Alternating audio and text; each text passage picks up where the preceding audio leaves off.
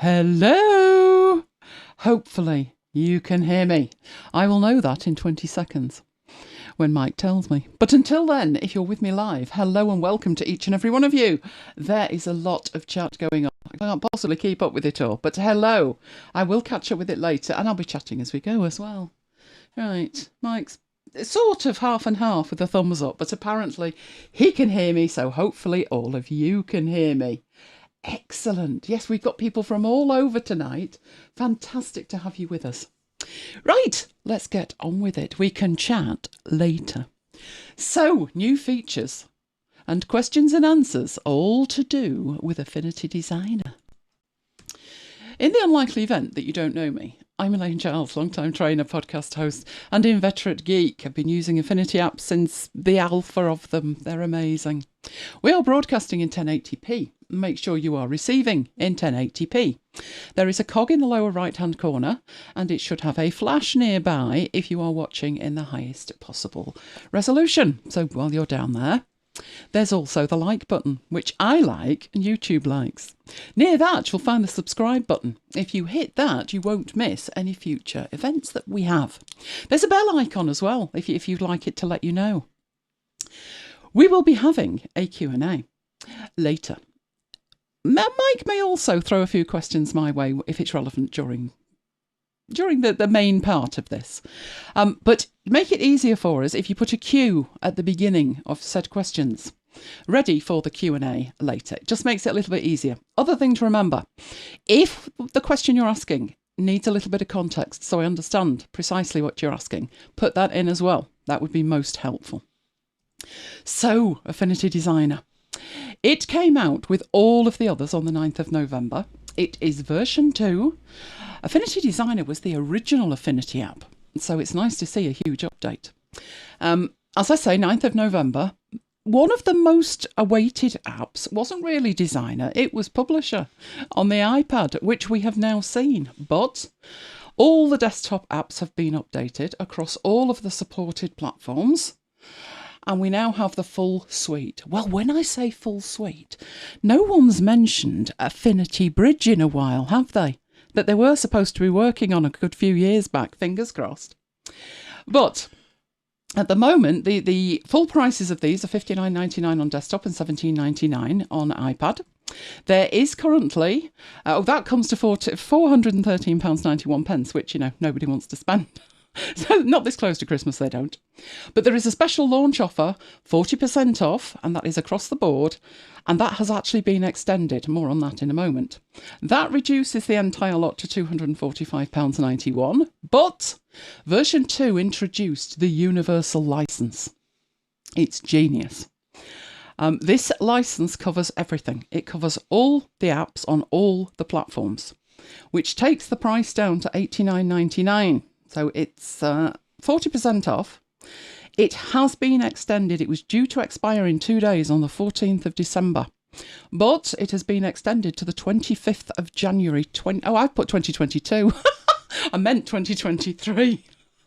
What can I say? It's like writing cheques. Do you remember that? I always used to get the date wrong on those as well. January was a nightmare for cheques. When the sale is over, the full price will be $144.99 for that universal license. But 25th of January, if you think about it, would be 30 days for the 30-day trial after Christmas Day. So if you're getting new kit on Christmas Day and you're waiting till then to put the trial on it, you do have the opportunity to take the trial for the full 30 days and still get the sale price. I have heard horror tales of trying to get it to work, but that usually involves Apple devices. Pretty much you need an Affinity account, and you need your Affinity account to be aware of your Apple ID. And then you should be fine. In terms of what you'll need to run it, you will need on macOS Catalina, you will need on Windows 10 and all the various little point updates on that. And if you're thinking about the iPad versions, you will need iOS 15. In terms of the hardware, pretty much the Mac and the iPad are very generous in how far they go back. I'll be honest with you, I have no idea whether Windows goes back as far or not. But for example, the iPad goes back to the 2015 iPad Pro, and I've got it on there and it runs reasonably well. I can tell the difference with my M1 iPad, but not to the point that it's unusable, which is fantastic. So one thing we've got to address first, what's missing? Possibly the most requested feature, which is vector trace. Vector trace is not there. It may be something that they think about adding in the future, but it's not there yet.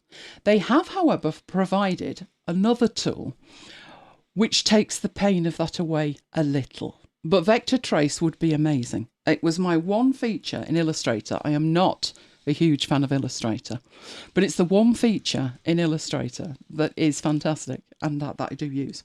But if you are on a Mac and you are looking for an alternative, try Super Vectorizer Pro.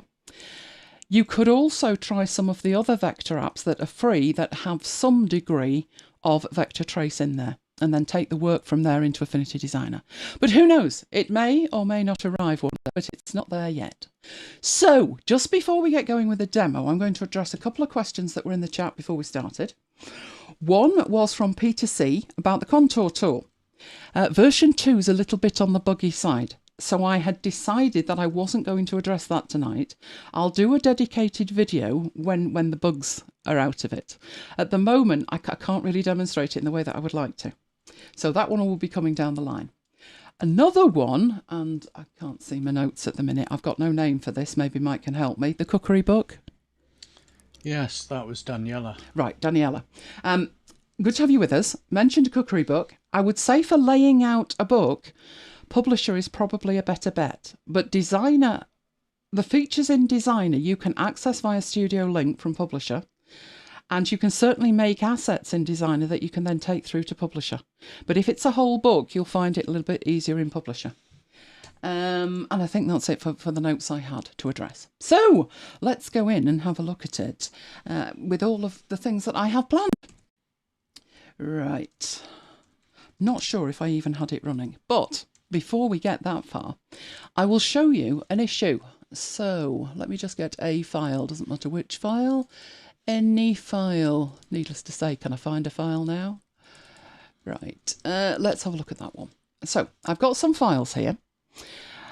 These are demo files. Don't twang like that. These are demo files we'll be looking at when we look at Shape Builder. Pathfinder Shape Builder. Right, in here, these are Affinity documents. So if I show you this, scoot this down so we can see it. They are Affinity Designer documents. I installed all of the apps over the top of the version 1 apps. The other apps, Photo and Publisher, understood that. And if I were to double click on a Publisher file, it will open in version 2. If I were to double click a Photo file, it would open in version 2. This is what happens if I double click a Designer file. It has a think about it, a rare old think about it. I did definitely double click you. Come on. No, you're not having it. Okay, and I'll do it again. There we go. Right. Keep going. Go on. Right. You can see it's opening version 1.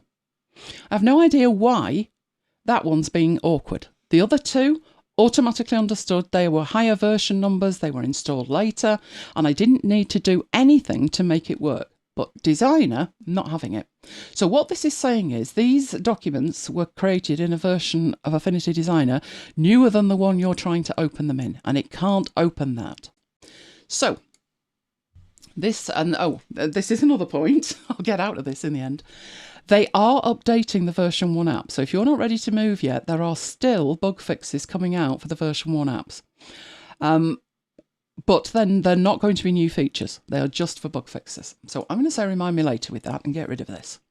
What I need to show you is how to fix that. So if this is something that's happening for you, what you need to do is right click on one of the Affinity Designer documents and do a Get Info.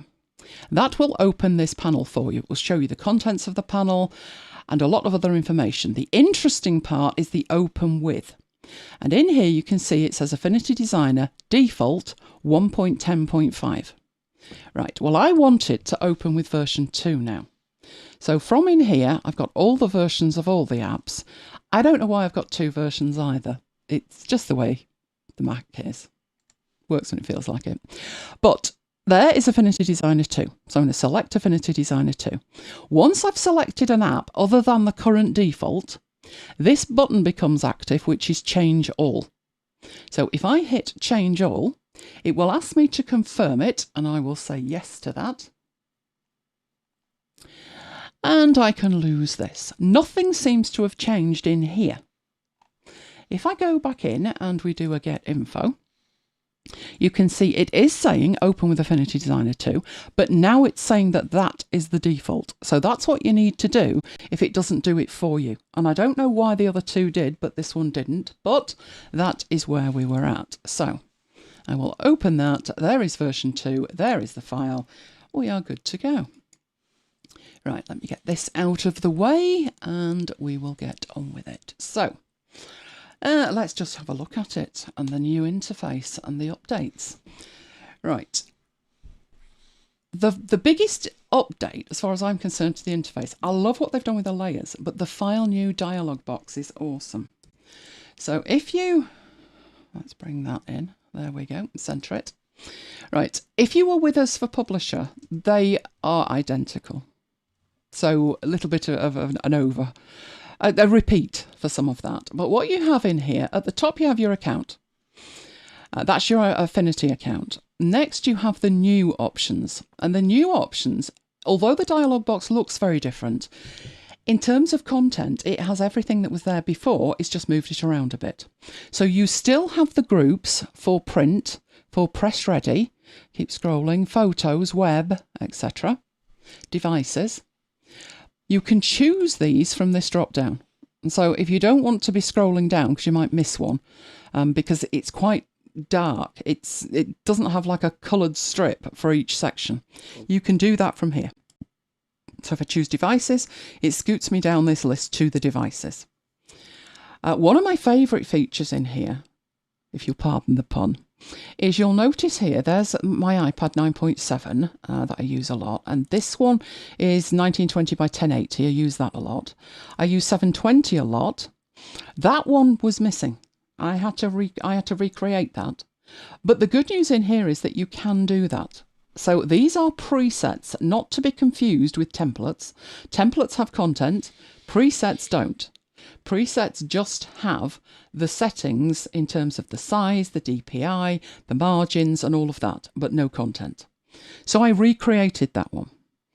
Now you'll notice that some of these have a heart next to them that's lit up. So there's 3 for a start. By making favourites, because some of these I am never going to use, you have this heart at the top, and when you click that, it will filter that long list and just show you your favourites. And obviously to get back to the ones that you don't use as frequently, you just click the heart again and toggle it off. That to me, I love it. Love it. In here you can also now create your own groups. So we've got architectural and devices and web. You know, if you have a specific group that you want to create, you can create that in here. So this has been beefed up considerably. Love it. The other thing on the left hand side is the orientation. So you can have it portrait, you can have it landscape. The rest of the settings are in this area here. They are the same as you used to have in a list on the right. So we have the layout options, we have the colour, the margin. In this one it says include the margins, but I'm setting them to 0. So that's the default in here. You can include a bleed if you want to, and you can have a scale. What you see across here is a summary of everything you have in these 5 tabs. So you don't even need to go through it. If you're on the layout, if you think, yep, 720, that's right, that's right, that's right. You've got this summary over there as well. Right, that's good. But you then have options to open files, which will show you the files you have recently had open. That will show you files available for opening. This will show you your recent files. And then there is the templates and the samples. I'm going to show you the samples first. These are samples from Serif. And the idea is that you download them. Some of them are huge. So this one's 350 meg. Have we got any advance on 350? No, I do think 350 is the biggest. But you can download these, and the idea is that if you see a technique that you like, you can reverse engineer it and see how it was put together. So those are the samples available from Serif. Now the templates, when it starts, it's blank. It's not actually very friendly either. It'd be nice if it just kind of said, if you want to add some templates, here's what to do. You can see that I've got 3 groups. The way that I have organised it, I have a folder for MacBite stuff that I use. I have a folder for the YouTube things that I need. This one I made in a demo, and I put it in the right place. And then I've got some generic ones. So that's what I've got, but how does that work? Well, these are 3 folders that live as I hover over it. Let's go for the bottom one. As I hover over it, you can see it's users, my name, Dropbox, application support, Affinity Designer, _templates, _generic. Now, the reason you can have these anywhere. They don't need to be in a cloud. They do need to be in a cloud if you want access to them on the iPad. But for a desktop, they don't need to be in a cloud unless you specifically want them there. But I do keep mine in a cloud. I keep them in a folder that is unchanging on any device. That path is the path on any device because it's in Dropbox and then it's in a specific location.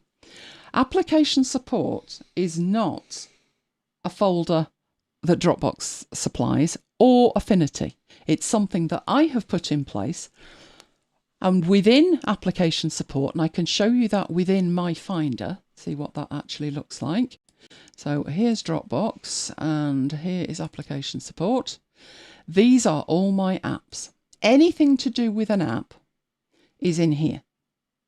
Unless it's an app that knows about Dropbox, in which case it'll be in the apps folder. That is a reserved folder. Although I can put things in there, I tend not to. I tend to leave Dropbox to look after it. All of those are in there because they are hooked into Dropbox, and Dropbox says, fair enough, if you're hooking into it, you're going in the apps folder. All I've done is made this application support folder for everything else. And what could be in here is the actual files that an app is using. So if you look down at this Sublime text, what is in that folder is the actual packages and install packages that the thing is actually using. They are system files. But what's different about the Affinity Designer one is these are not system files, anything to do with the app. They're where my files are. So I have assets that I've exported. They are all in there for backup purposes and for transferring to other machines. And my templates folder is where you will find in here the folders that I'm about to add. So the one that's missing at the moment is the Excel trainer. Look at that. There I was on the 19th of May working on the Excel trainer, and that was my birthday. What can I say? So that's the folder, this templates folder it's looking at. These are keyboard shortcuts that I've also exported, so I always have a backup. Should this machine crash and burn, they're in the cloud. Should I be setting up a new machine, I don't want to go through and think, what were the shortcuts I added? I have a regularly updated set of shortcuts and I just apply it. These are my demo files I'm using tonight, and this is my archive. So that is just something extra, while I show you how I'll add the Excel trainer to in here. So down here, we've got an option to add a template folder. So I will click on that and it will go up there. We know I need to go to Dropbox and application support and Affinity Designer and templates, and then the Excel trainer. And that's it. That will add it in here. There are the templates inside it, and we're good to go. So you could have in here a nested structure of your own. You could have multiple folders. You could have them from different locations. It doesn't matter. But even though when I installed this app, it said, do you want to transfer all your settings? And I said, oh, yes, please, because that'll save a ton of time. It totally ignored the templates. The only thing it really took with it was the assets. That was it. Nothing else went with it. So I had to do it all manually. But that is how you do it. So before I move on from there, do we have any questions about that? There was a question somebody asked about a free or inexpensive vector trace program for Windows 10. Somebody has very kindly come up with a suggestion. Don't keep us in suspense, Mike. Inkscape. Yes, Inkscape is a very good one for that. There was another one, name of which escapes me, but I don't know if there's a Windows version. But give that one a go and see how you go with it. That it? Yep. Right, okay. So now I need to get back to where I was before so I can see all my files. Right. So, okay. So we'll get going with the basic things that they have added. So the flagship feature. It's even open in the background, even though I don't need it there. Right, we've got basic shapes and we have a new tool. So in this interface, you'll also see that there are a few differences. To be honest, after a week, you'll forget what the old one looked like. But the big changes were coloured icons over here are much more distinctive and they also feel bigger to me. On this side, the layers is the big thing. The changes made to the layers. So when you used to make a layer, it used to tell you what kind of layer it was. And then you could double click that, like I've double clicked here, and change that to basic shapes. And you could put a name in, at which point you may not know what type of layer it was. So this is showing you there is a little symbol up there indicating what type of layer it is. Now this one is actually my artboard. And then within my artboard, I've got two donuts, which are shapes. So there's a lot more information provided in the layers panel. Also, you have extra tools at the bottom of the layers panel, which we will be having a look at. But again, they feel chunkier. And at first I was like, oh, no, I don't like chunky. And then I realised as you get older, it's a good idea that it's chunkier. At least I can see what's what. So those are the big changes to the interface. If there's anything else, we will talk about it as we go. Right, so we have new tools in here as well as updated icons for the existing tools. We will be looking at the new tools. There's more than one of them. The flagship one is this one down here in the green, the Shape Builder. Now, Illustrator has had the Pathfinder for a while. Shape Builder is very similar, so if you've used that, it's similar. The idea with the Shape Builder is that you can make other shapes out of existing shapes. Now, if that sounds like the Boolean operations, it is related to it. If you've no idea about Boolean operations, let's do a very simple Boolean operation. This you could do since it very first came out. You can have a shape, you can have another shape, you can select the two, and you have 5 Boolean operations that you can add, which will make one new shape based on the shapes you have selected. Undo that. You can take one away. So you would lay something on the top of it if you want to cut the corner off or put a hole in the middle or something like that. So undo that one. This one leaves you with a new shape based on the intersection of the shapes. So in this example, the shapes intersect here. It will give you a rectangle. Let's just add that in there. It will leave that. So click that one and that's what you're left with. Undo. Right, the next one, I hardly ever use this, but this is like the inverse of the middle one, which is the intersect. That takes away what was left in the last operation. So if you want a hole in the middle of it. Right, and the last one I do sometimes use. We actually used this in a demonstration last week. We had an old file from CorelDRAW that we'd converted into a readable format of SVG. And when we went into it, it was all a bit blocky. So I used the divide. I put a square behind it and did the divide. And what it did was it enabled me, it was like a jigsaw. I created the pieces from the logo where it had grouped them together and I didn't want them grouped. So if I hit the divide and then pull this out, you can see you've got multiple pieces. It is the same shapes that you've either made before, but they're separate. So that is what we had. The problem with this was it couldn't do clever things. Now, if you worked with it, extensively like I did, it was fine. I was okay with it. But something like this is where the new tool comes to the fore. So I've got two things. They are two donuts that I have in here. Once I select them, before I even do anything else, I have the Move tool selected. I do not have any clever tools selected, any new tools selected. I just have the Move tools. The reason that's important is, if we look at this bit here, and we look at that bit there, you can see a thin blue line, which is why these shapes aren't filled with blue, because if they were, you wouldn't be seeing them. But those blue lines are showing you where the yellow circle, well, actually where the two circles are intersecting each other, but the yellow one's on the top. So it's showing it you like that.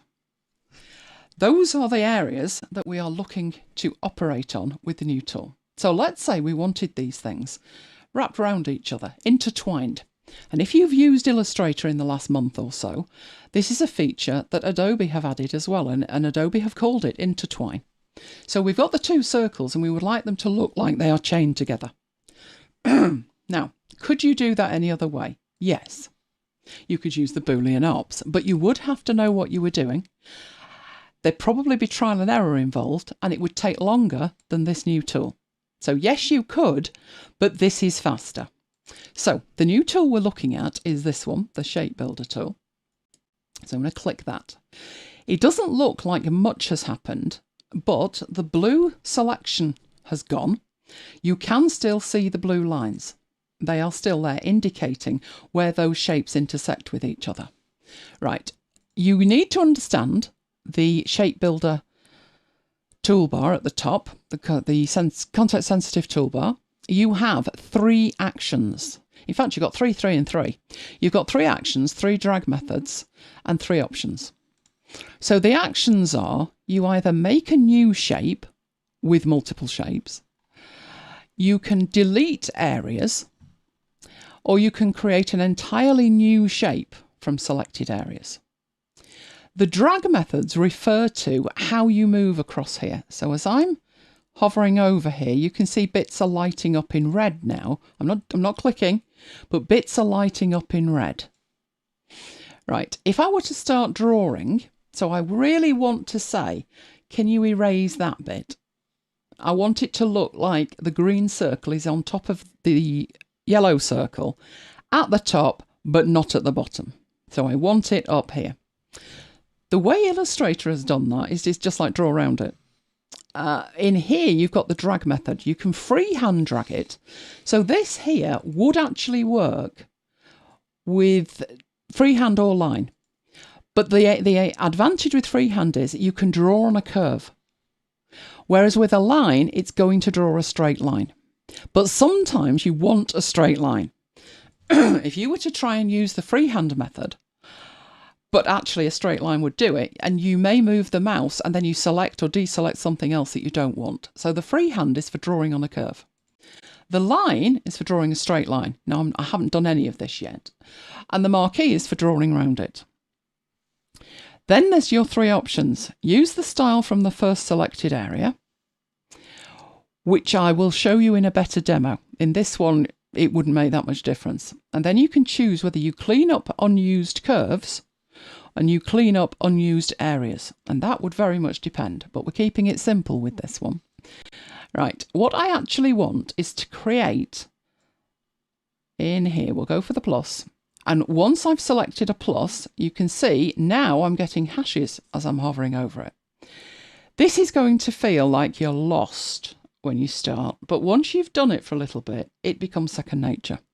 So with this one, I've got the freehand drag method, I have got plus on the action, and what I want to say is make this area with the hashing and this area and this area one shape.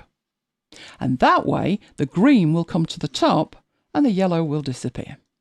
So I'm now going to click and drag in the first shape, the second shape, the third shape, and let go.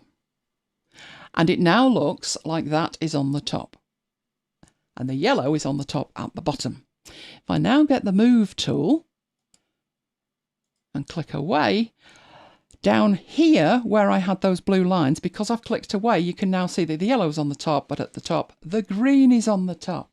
That is the essence of it. That's the essence of it. In terms of using it, I must admit, I was thinking I can pretty much Boolean up most of this. But it gets more complicated. And as it gets more complicated, you use different options.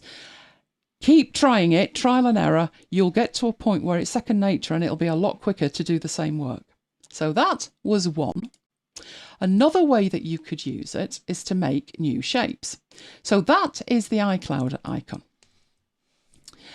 And it's obviously one shape. But I also have here toggled off at the moment. So this is my image. That's the iCloud icon. I drew over it with shapes. Now, obviously, why are you doing that when you've already got the icon? But this is if the original designer of the icon would have done it this way. So in my shapes, if we turn that on, I have shapes that taken together, if they were all one shape, they'd be the iCloud icon. So I've got this little circle at the front. Behind that, we've got this orange one. Then behind that, the green one. And then the cyan one. Well, hideous pink. We'll call that hideous pink. So I'm going to turn those off and just show you that for this bit at the bottom, which has a straight edge, we have a rectangle. So those are the pieces. Now, do you need this tool, the shape builder tool, for this? And the answer is no. No, you don't. Because we've always had the ability to grab the shapes. Let's grab them in here. They're in a group at the moment. So grab the shapes, and we've already seen that you could just do that. That's faster. But we need to see how this new tool works. So we'll do it with the new tool. Right, so with this, I do want to create a shape. What will happen in the Layers panel depends on the options that I choose. So back to the Shape Builder tool, and it would make sense to have this create a new shape, because that's really what I want. I want this blue shape making. Do I want it freehand? I could do, but then I'd have to draw it all. I could choose line, but I'd still have to make sure that my line crossed through all of the elements that I wanted adding. Then there's the marquee option. That would be good. That would do it in one manoeuvre instead of drawing it. Then you've got this option with the use the styles from the first selected area. That one, again, it'll make more sense when I use one of the later demos. But at the moment, we'll leave that going. Which one we select first will determine the colour of the final object. Then we've got the clean up anything that's unused. We shouldn't need these two because we need everything. All of these shapes, we need the lot. So one option is with the plus action, and any one of these, but we'll do the freehand, just to show you how each individual chunk lights up. So there'd be a lot of drawing to get this together. It's treating each one of these, where they intersect, as potentially a separate shape. So let's grab these ones and just draw the three, and now that is one shape. And if I get the green one and I take that and I go up here, and like I said to you, you'd have a lot of drawing to do. I'm basically making sure that each one of these is intersected with my freehand and then let go. And it's green because that was the first place that I clicked. If I undo that, and this time the first place I click is over here, and I go through all of the other pieces, it should be the hideous pink, like that. So that is what this option's doing. Use the style from the first selected area. We probably should have it blue, but once you've got the shape, it's as simple as just colouring it. The reason the shape is lighting up as I'm moving over it is because I still have the tool selected in here. Obviously, there isn't much else I need to do with that, so I will go back and get the move tool. So that's creating an entirely new shape, but we need to look at what's happened in here. We have this new shape, this new curve, but we've lost the individual shapes that made it up. And depending on the options that you have selected, you can choose to leave those behind. So these are the core shapes here. So let's just do this a different way. So we do want all of those, and we do want the tool. I don't particularly up here need to make, really what I'm looking at this time is the freehand, because doing that drawing is hideous. The line wouldn't be much better, but in this circumstance, I just want to join the lot. So if I do that, I've got them selected. Because I didn't have anything selected up here, so a new shape or take it away, or this one here, it just stops. They're all selected and then it waits for me to decide what I want to do with it. So if I click the third option, which is create a new shape from the selected areas, I get my new shape, but it puts it outside of the group of shapes that I used to create it, and I retain the original shapes. There are circumstances where that is the best thing to do because you may want your source material, but that is what you can do with it. So you've got a lot of flexibility with this tool. Okay, we will close that and that, yes, and go in for the next one. Oh, don't lose my data. Right, this one's going to show more about the colour. So what we've got here is, this is my reference image. Getting complicated now. This is just pixels. It's just a reference image of the Olympic rings. All I have done on my starting point, where I'll be working, is I've drawn out some donuts. Now you might look and think, oh, the green's in front of the black and the orange is behind it. Yeah, but it doesn't match this. The orange, for example, is over the blue. Okay, there. Behind the blue, not okay. In front of the black, not okay. And the green is, that should be behind it. So you see, it's not right. It might look all right, but it's not actually right. So this one's a little bit more complicated. One, because there's more elements. And two, I'll show you what happens with the colour at this point. So we need to make sure we've got all of these selected, and we need to go back into the tool. We get our highlights again with the blue lines indicating what is what. Now, I could do it right or we could do it wrong. So first of all, let's have a look over here. Use the style from the first selected area. So let's take that away. And let's try and make this blue area and the blue area beneath the gold one joined up like it should be according to that. So just, we don't want to mark it either, we want to freehand it. So click in there, pull that down there and do that. And we need that pushed in first. Right, now we've got problems. What on earth is going on? It's in the right place, but the colours are wrong. So this is why it's important to make a decision whether you want to use the style from the first object you click or not. Most of the time I've had that turned on. So I'm going to turn it on here. So the options we've got are, we want to create a new shape by freehand drawing and using the style from the first selected area. Do we want these elements on? Well, let's turn them on and see what happens. So I'm just drawing there to there, and what I'm hoping for is a new shape so it looks like the gold one's behind it. And now the gold one's vanished. So no, don't do that either. So that's why these are important. I don't want you to clean up anything, just leave it be. So I do want to add, I do want freehand, and I do want to use the first style. So I'm going to undo that and try again.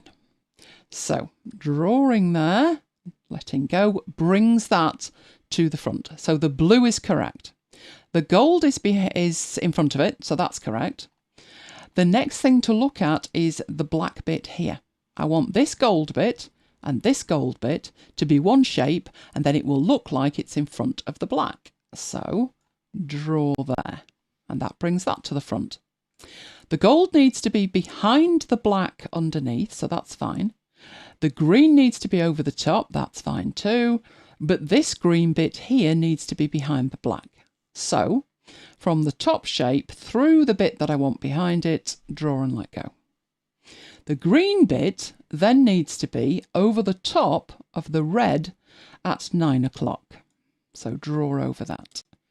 And now it's perfect. So I didn't need to do any cleanup with it. Don't delete anything that I haven't touched, because I need all the elements of this together. But I don't want you to recolour it either, because obviously with something like this, it needs to be the colour it needs to be. And the last thing I need to do is get it all right and then go back in and have to recolour it. So that's why I left that option on. Okay, right. And back into here. Right, next one.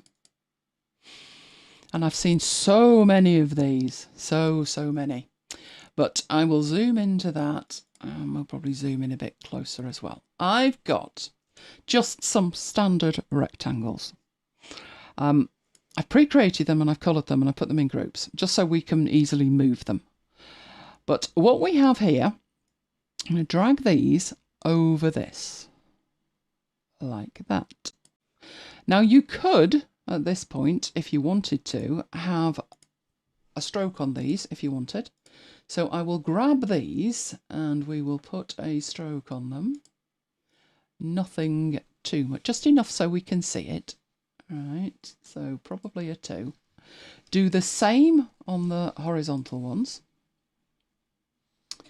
So put that on, do a 2. Right, and now we've got this.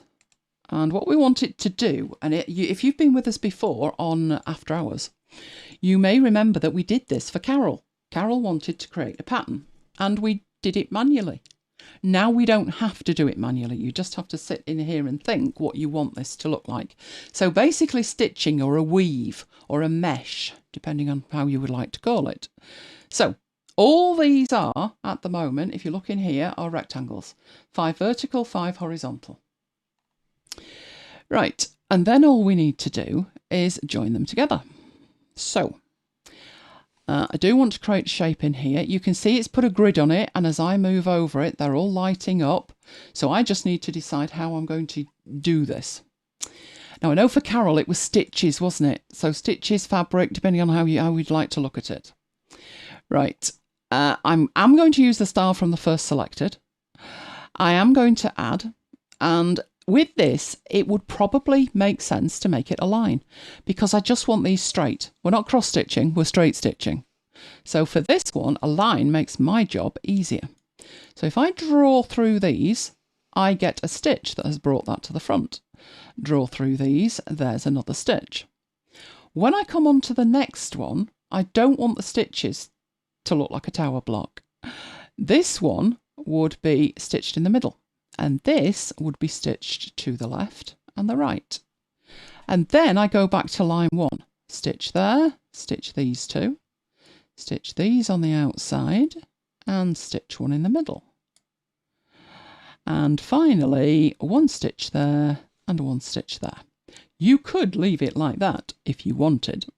But all of the green stitches, while they are green and they're in the right place and it'll look right, you could just finish it off and make sure that they are all together. So you can see with this one, if I start in the top corner and I pull down, that is a line that I'm using rather than freehand. So for something like this, where it's in a line, it makes sense to use that line option. You couldn't really, with this one, use the marquee because you would struggle to select just what you wanted to select. And we now have our new shape. Now we had a yellow border on it, so I'm just going to click on the move tool, click away. It would make sense if we turned on a background so you can see what we've created. There you go. So I'm thinking for Carol, oh, many happy hours spent with something like this. You could take this to the nth degree. You could cross stitch it if you wanted. You would have to be very careful making a selection. One thing you could do to make that a little bit easier is if we undo one of these. Right, we've got a couple undone there. So these are separate bits and these are separate bits. Right, if we go back in, make sure we've got everything selected. And go back into the tool. And up here at the moment, it's got plus on it and it's got line on it. If you don't want it to automatically happen as soon as you release the tool, just don't select anything on the action. And that way you can make your selection and you can say, is that right? And have a look at it and think, yep, that's right. At which point, click the plus and it will do the rest. So you would do that one by one. That's much slower, obviously, because you've got to go back and click the tool. But if you are in any way uncertain, you don't want to have made a mistake 37 stitches back. So you could do it that way. But once you get the hang of it, it's actually faster to just whiz through it. So there we have some stitching, especially for Carol. So hopefully that is useful for you. Right, what have we got now?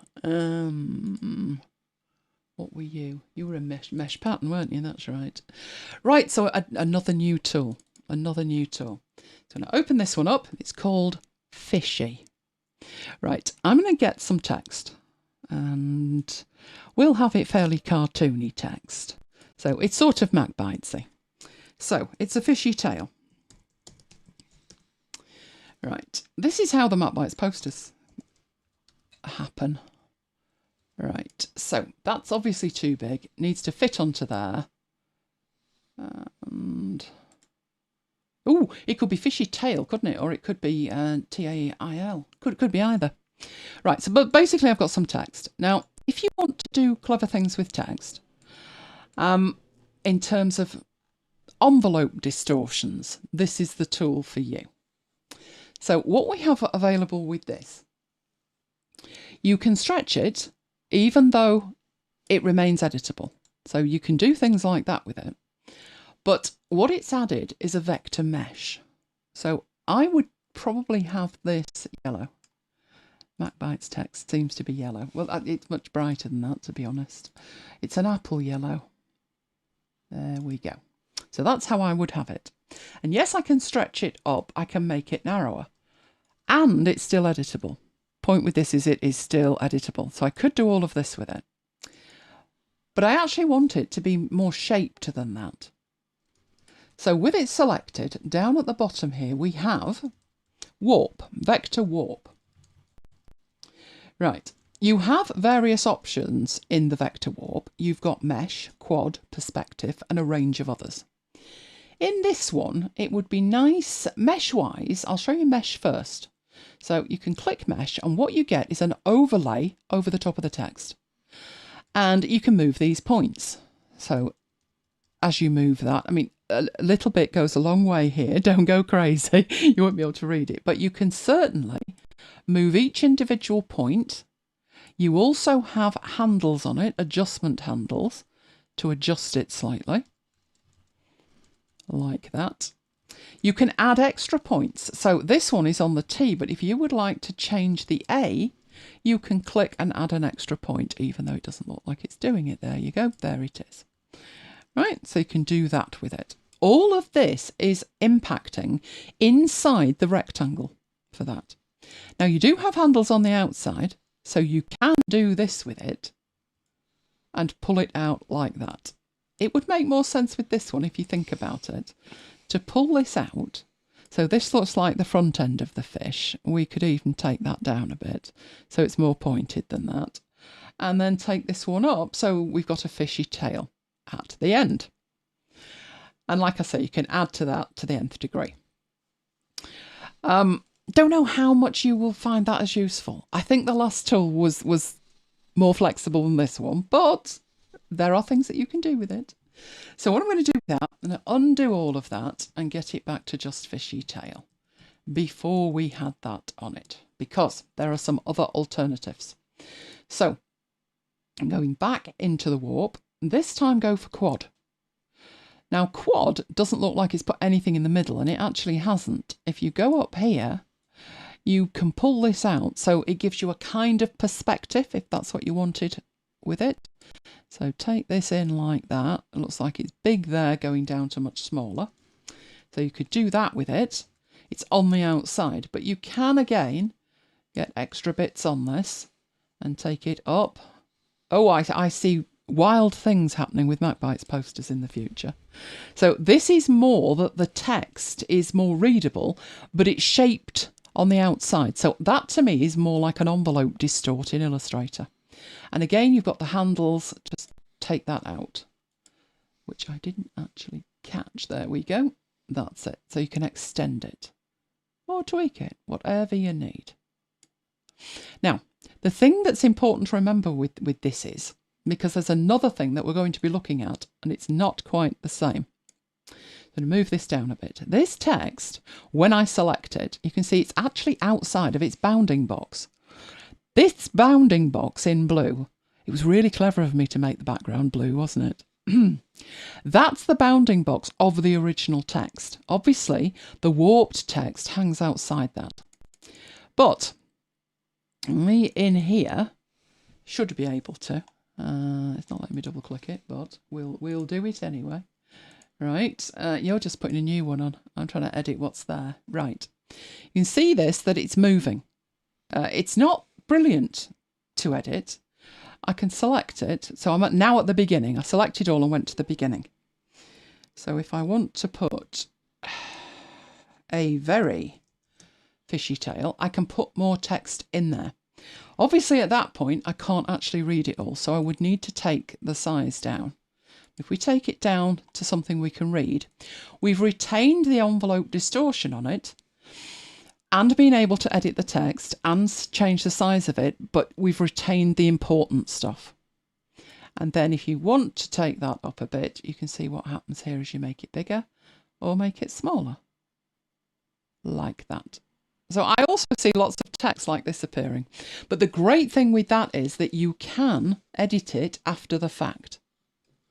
That's the good thing with it. Okay, that's working with text. We have other options. I should probably start saving and closing these, shouldn't I? Before it gets very upset with itself. Don't want to have too many files open. It'll only crash.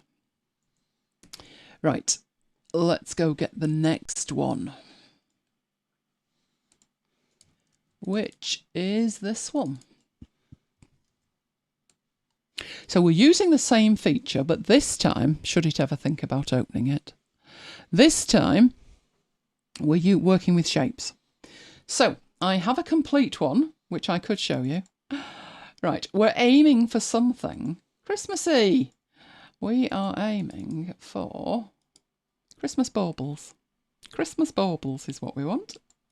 So let's head off to our starting point. All I've done with this is drawn a circle. The circle has a gradient fill on it. So if we go up to here, it is 2 shades of red, lighter on the left, darker on the right. It's just elliptical, that's it. It's just a gradient fill. This is very similar to the stitching pattern, which is, it's a group, which doesn't matter. It doesn't need to be a group. It's just easier to manipulate it if it's a group. We've just got a load of rectangles. Right, so those are the 2 elements we've got. We need to get these inside here. Now at the moment you could put it in the middle, but it wouldn't. It would need to extend beyond it. So I will stretch this out so it's the right width and the right height thus. Right, you do need to get the stripes for the ball inside the ball.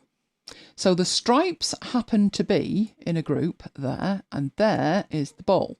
So if we grab this and put that in there, not there, not there, like that, they are clipped to it. So you can see that you've got the yellow stripes and you can see the ball behind it. But if we go back to what we had and turn it on, it didn't look anything like that. Right, so for a start, it was much more subtle than that. So first things first. Right, in the ball, I'm going there so we can see that in context. In the ball itself, we open this up. We do have the group. We do have the ball. Right, we need to look at the blend modes and have a look through here. So obviously the dark ones will show you the darkest pixels, which means you won't see the yellow ones. But once you start getting down to lighten and screen and colour dodge, they're not really going to have the interaction that you're looking for. You are looking for an interaction that's much softer than that. So soft light works really well. The harder ones, less so. And there's some weird and wonderful ones down here if that's what you want. But, you know, that virtually inverts the thing. So, yeah, that might work too. I'm going to leave it as soft light. So we have our stripes in here.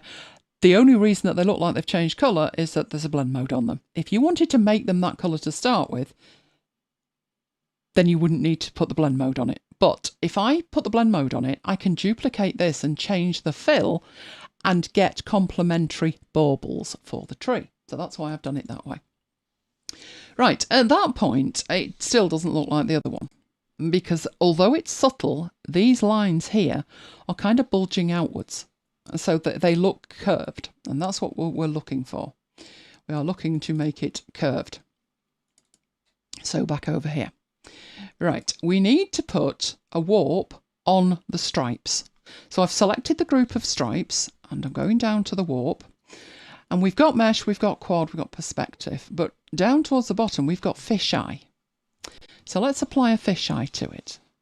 Now, there are handles on here and they work exactly the same way as you saw with the text. But what I'm doing with this is pointing out that in the context sensitive toolbar, you can change the warp type. You have exactly the same options as you have from down the bottom, but you can actually change that from here if you wish. You also have in here a value, and at the moment it's at 25%. But there is a slider. We can take it all the other way, which for a bauble doesn't work. But that's a fisheye completely the other way. That's a pinch. We in effect want to kind of zoom. So if I take the zoom up to 100, that looks much more natural for something that's a sphere. Now, if you're working with this and you're thinking, is that right? Is it not right? With it selected in here, where's it gone? In there, you can mute the mesh. So it's literally like muting anything else. It's an on and an off. That's the after, that's the before. So I found when I looked at this, it's probably an optical illusion. I looked at it and it's like, it didn't look like it did much, but it certainly did when you turned it off. So that mute mesh is actually really useful. While we're zoomed in here, if you wanted to tweak this a little bit, so maybe that's a little bit straight for you, you can go in here and add a little extra. So I'm just clicking in the middle and just stretching it out a bit. That's possibly a bit too much, but just tweaking it slightly like that. Right, that's a good question from there. A good comment from Daniela. I just want to know how to start drawing simple shapes. I'm completely new. Do you know you're not the first person to say that they would appreciate a 101. So watch this space. In relation to the cookery book, that will be happening in Affinity Publisher, and we will do a 101 in all of the apps, probably in the new year. Make sure you're subscribed, and then you'll find out about it. So we're doing quite well with our Christmas bauble at that point. There is a couple of extra things that are just niceties that would make it look more bauble-y, which is the top that looks bauble-y. Right, that's really simple. So this is basic shapes. This is basic shapes. It doesn't look like it's basic shapes, but it is.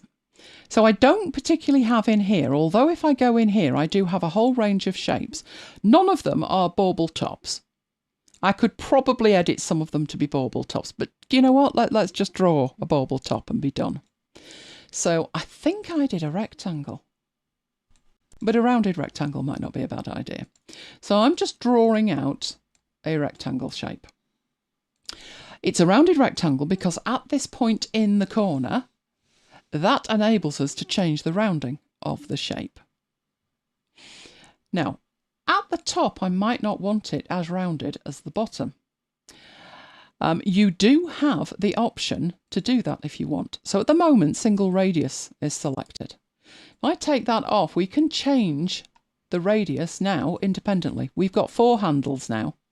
So we can take that up, we can take that up and have just the bottom bit rounded if we want, or vice versa.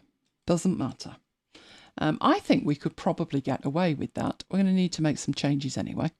But what it does need is a fill that works. Now, I have a fill that we did in another demonstration.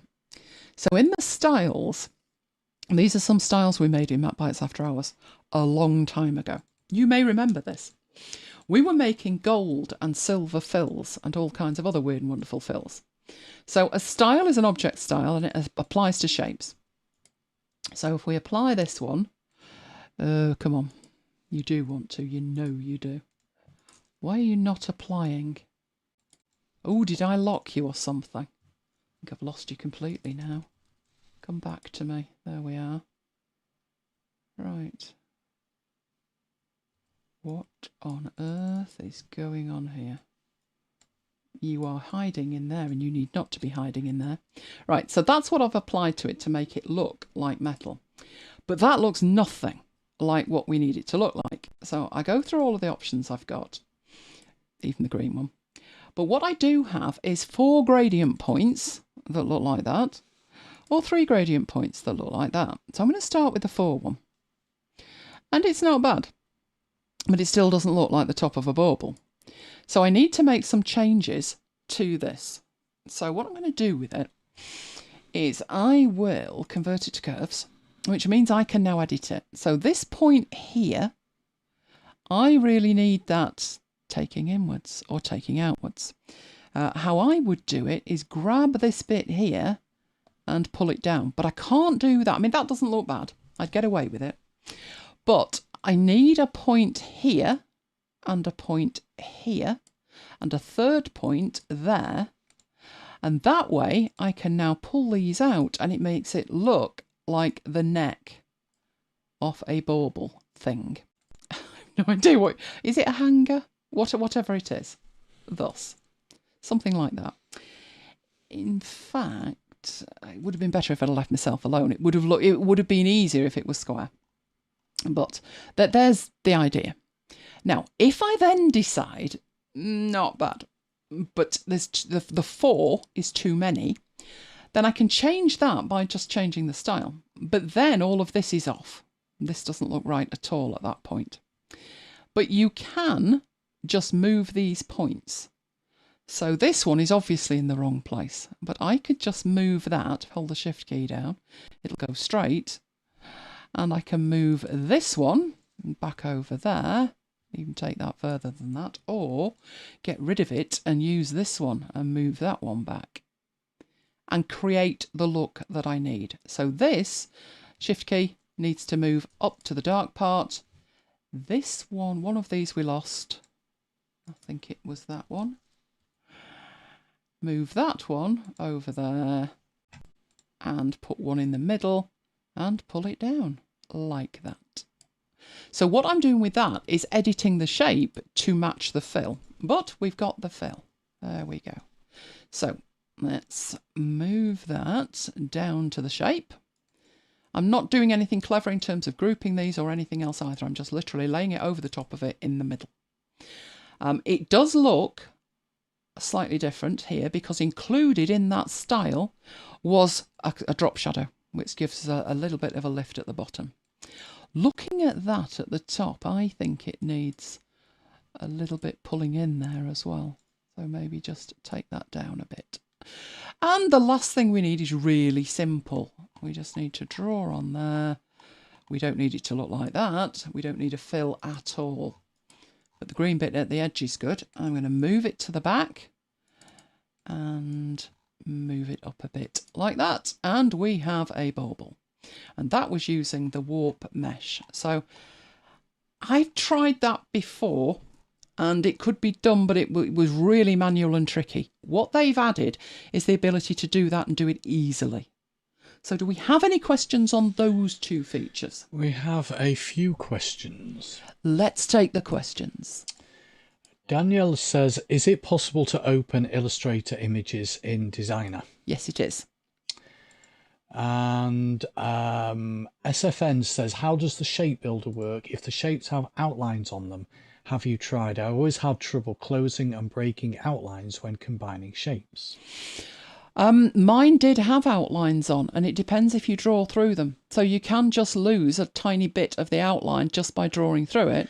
Or alternatively, if you want to retain the outline, drawing through it and using the plus, it will retain it. What I would suggest with that is literally come up in your mind with an idea of something you want to try and try it. You will make mistakes. I had this fabulous one that I was doing, and then when I thought I'd finished, I'd realised I'd missed one bit out of it. That's why I said one way to test it before you commit to anything and move on, where you would need to go back and undo. Obviously, you've got snapshots that you could take a snapshot of the file.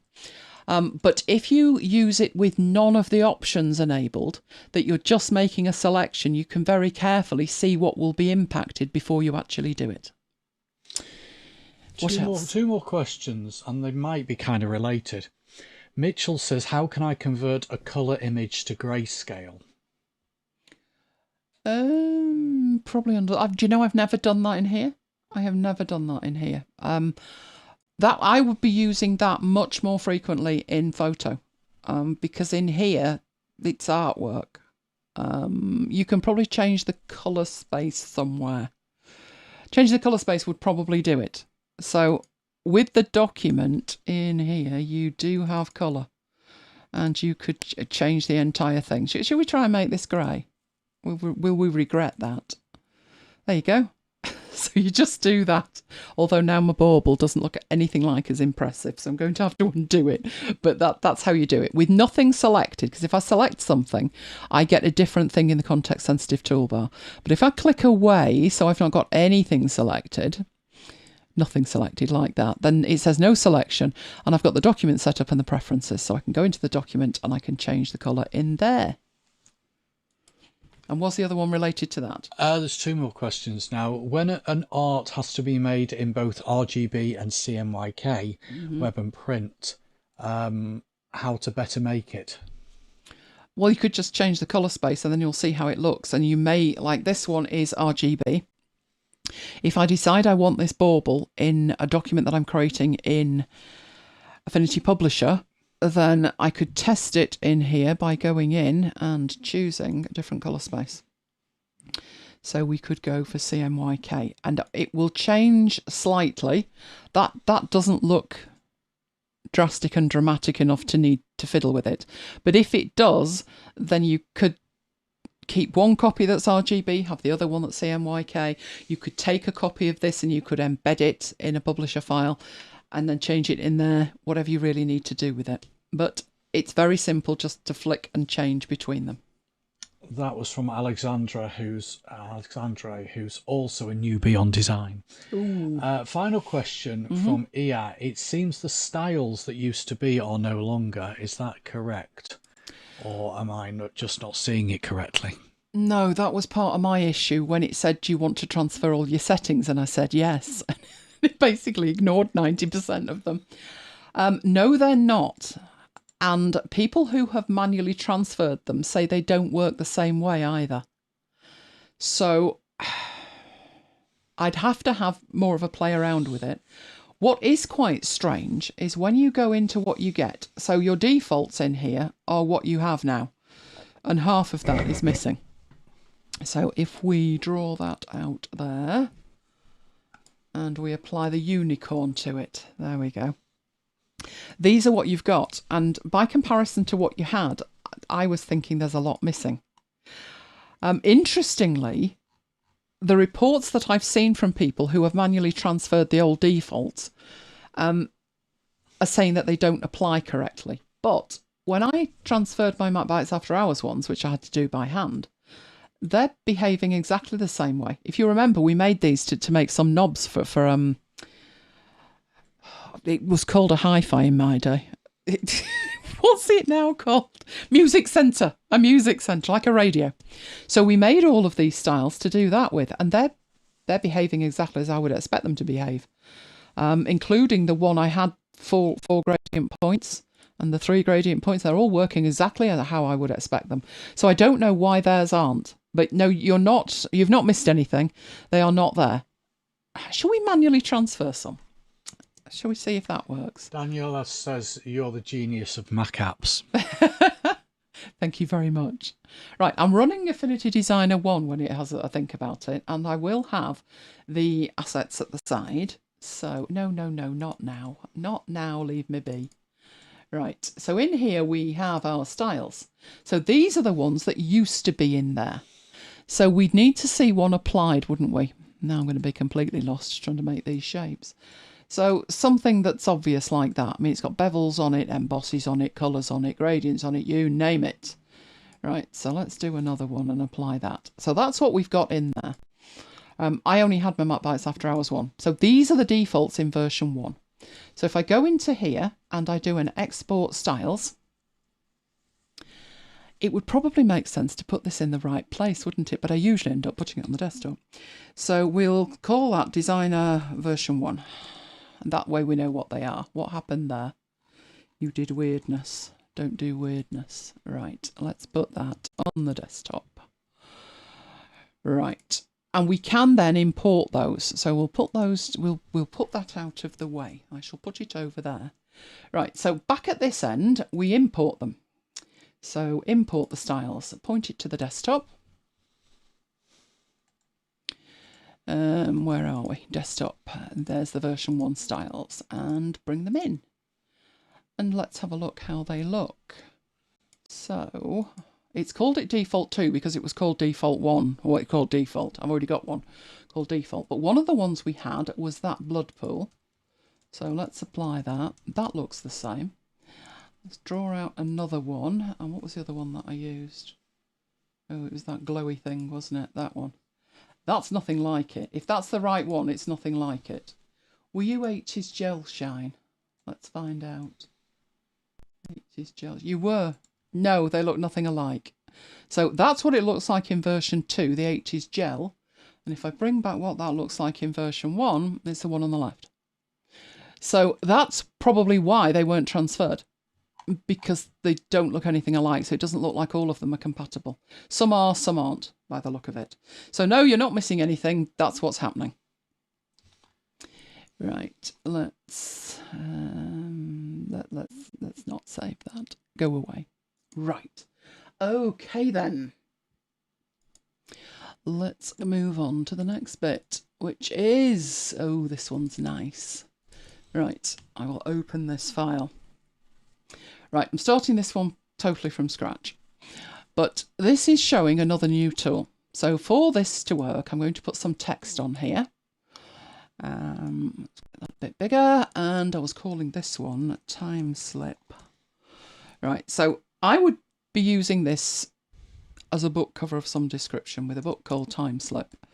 And to show this off to the best of its advantage, I need a font that's quite chunky. And one I used, I can't remember why I've got this installed, but it's called Magnum. Not Impact, Magnum, where are you? Magnum. There it is. So it's quite chunky. Now, this is where the first thing I'd be doing at this point, as I show you this tool, is that I'd be making a copy of this or a snapshot. So which you would use depends on how you would want to get back to your starting point. So what I mean by that is, if I make a copy of this text, so I'm in my layers panel and I just Command and J to make a copy of it and then turn it off. That can sit there as long as you like. I could even make a layer and call it something like Safe Items, Editable Text, you know, whatever you want to call it. That would mean that after I've done what I'm going to do to this, I could come back in and start again, but not lose what I'd done. If I'm not concerned about losing what I've done, if what I actually want to do is like basically undo 200 times, then a snapshot is a good idea. So a snapshot is a copy of your file at a point in time that is saved inside the file. So you don't have to worry about creating another file. If I call this starting point, and we do this every week, don't we, Mike? Mike makes his posters for YouTube. And he then makes a snapshot called Mike. And then I come in and make some changes. I make a snapshot called Elaine. And then Mike flip-flops between them to decide which is best, don't you? Yes. You're going to tell us what usually happens? No. Usually ends up with mine. Right, so I've got a starting point. You know, you might never need it, in which case you can just go back and delete it. There is a delete icon there. But I have something at this point in time. Because with my text selected, the new tool I am going to be looking at is the knife tool. So click the knife tool, and before I've even done anything else, it's converted this. It's got points around it that as soon as I'm going to make a change to it, it's not going to be editable text anymore. So what I actually want to do, time slip, obviously want something to slip here. As I draw with this, so as I do that, and what have I got this set to? Do this. It's cutting it. You see there is a blue line and it is cutting it. So if I do that, I can pull this away, which is grand. But if we look at what's happened over here, all my text is now curves, which means I can't edit the text anymore. It's curves. If it's text, I can edit it. If it's curves, I can't. Now, when I say I can't edit it, I can, of course, edit the curves. Oh, I can make manual changes if I want to do that. So I could do weird and wonderful things with it. But if I needed, if somebody said, yeah, the book's now changed its name, then no, you can't do anything with that. It would be a hideously long and complicated job. But how I've seen this used, and I'm backing up so it's all one piece again.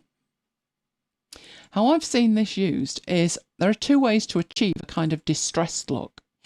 One way is to use a distressed font. Now that's not a particularly distressed font, but we'll just put book cover because that's usually what it is. Right. There are fonts that are broken. They are deliberately broken. There is one called Broken. It is in here somewhere. I used it on one of my posters once. Right, where are you? Broken 74. So there was something in Excel which was broken. And that's the look we were going for, distressed text. But obviously with this, it looks like everybody else's, you know, and the two O's are identical. In fact, the three O's are identical because it's a font. But you could achieve a distressed look, either similar to that or however you want it, using this tool by slicing bits out of it. So, for instance, if we grab this, grab the knife tool, shortcut for which is K, we can draw bits out. So at the moment, there is the stabilizer which is turned on, and you have two options here.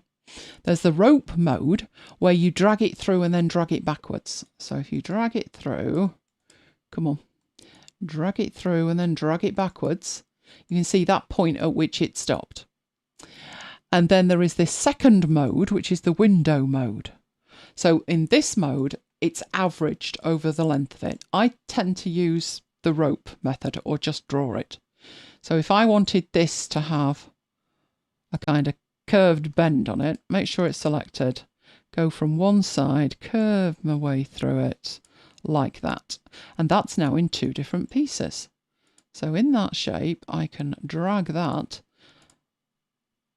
and move it slightly away, which gives me this kind of look. If you want it more distressed than that, so this looks like barbed wire, nothing to stop you zooming into that and clicking it. So I've got just that bit selected. And if I want more curve on it, or I want it to look slightly different, I can do that like that. But obviously you need the text and you need to cut it in half first. You need to make these changes first. The other thing that you can do with this that does look really nice is if I try drawing through it, my hand's going to wobble. No matter what device I'm using, my hand is going to wobble. If I want this slip cut clean in half with a straight line, the best way I can do that is make sure that I've got this selected. In fact, this now needs putting back together really, doesn't it? Oh, shall we do it again? Let's get rid of all of this, because I only want to work on the second half of that now. So we'll copy that over there. We will put in time slip.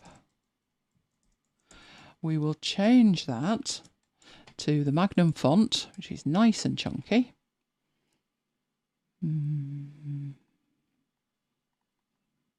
Magnum somewhere up here. There you are. Make that bigger. And how ridiculous am I? I already had a copy of that, didn't I? Yeah, if you're gonna make work for yourself, don't follow me. Don't listen to a blind word I say. Right, let's go into the knife tool. Right. And I want to cut across that, probably slightly upwards there. If I try and cut across it, it's not straight. It's not bad, but it's not straight. right? But if I hold down, not that one either, the control key, and I start drawing, you see what happens. I'm now like pulling this line behind me, which means if I do that, let's do it like that, pull it up a bit there, that is going to be straight, which on occasion is important. So in here, there's one bit, I'm holding the shift key down, I'm selecting the other bits. At this point, it makes sense to group those into a group there. And that would be slip top. And then it would make sense. I could either pull it away, if that's what I wanted it to look like, so time slip. Another thing I can do that looks nice and effective is I can add an effect to it. So over here in my effects, I actually want a drop shadow, which doesn't look like it's done a thing. Even if I crank this up to crazy levels, it will not look like it's done much, apart made it a bit dirty in the background. That's not impressive at all. Because it's set to black, and it would make much more sense for what I'm looking for if it were set to white. Even then, that doesn't look like it's doing anything, and that's because it's set to multiply. And I don't need it set to multiply, I want it to look lighter. So I'll apply it there, and you can see it's coming out here at the bottom. I am seeing exactly what I want to see, but only at the bottom there. And I want it to like hang off underneath. Now it's not appearing on the other bits. We will see why in a moment. But that's the effect that I'm looking for. So it's like cutting that in half. I'm liking that. But what's gone on? Why isn't that correct? Why can't I see the other bits? And that's because if we actually look at our curves, if you remember here, this is time slip. This is the entire text. And there are 3 pieces of it, and that is the 3 pieces at the bottom that are over the top of it. So if I move my slip top to the top, which is where it should be in the first place, you will see it hanging off there. And then you can either take that group, move it to one side like that, move it to the other side like that, or put a gap between it. But obviously with the drop shadow being white, it doesn't work against a white background. But if we open up the effect and you change the colour, so let's change that to a red or something like that, you get a very different effect, which looks nice at the bottom, less so at the top. But there you go. So that's what you can do with that. Now, I looked at that and I thought, I wonder. So I made another file. Let's open up that file, which again, I think is totally blank, but it does have an image in it. And I want to put some text on it. And the text that I want to put on it this time is Danger Zone. So it's going to be far too big. And take that back. Right, where's my artwork? Oh, it is. It's far too big. Right, let's take that down. That's a bit better. I am going to make it that font again, literally just because it's chunky. This works better with a chunky font. But your style of chunky font may be totally different than my style of chunky font, but I'm liking Magnum for this. Right, so I've got my Danger Zone. Come on, I did click you. Where have you gone? Right. So I basically did exactly the same thing, but I went further. So with the knife tool, Control key held down, so I've got this bit going across the top. Again, Control key held down, and need to select it first. Not the top bit. Come on, let's make a selection of it. Have I got you or not? I should have you. Right. Knife tool, Control key, and across the bottom there. So it's like a triangle at the moment. I'll leave it this side of the E. Right, so I've now got 2 cuts going across that one. Again, they are all in this over here. You can see certain bits are selected, certain bits aren't selected. The middle bit is that chunk and that chunk and that one. And keep going across that one. think that's the same one. And that one. Have we got the lot? I think we have. They are not next to each other, so they're spread out. So I'm going to make a group of that. And in there, zone middle, which is exactly what that is. To make sure I've got the right bits, I'll toggle it off. Have I got the right bits? I do. I have the right bits in the middle. So this is just something that it's showing exactly the same tool. It's just ending up with a slightly different effect, which is in the midst of all this other stuff. So let's get all the other stuff. And this is just, you don't need to do this. This is just me tidying up so you can see what will actually happen. So I'm going to group those together. So I've got zone middle and I've got the rest. And it's zone middle that I'm interested in. So I have this image.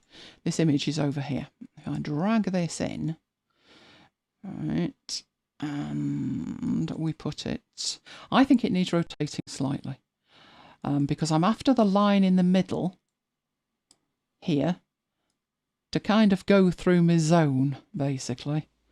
So I think I want it about there, but obviously I want it constrained to the text. So this is the image.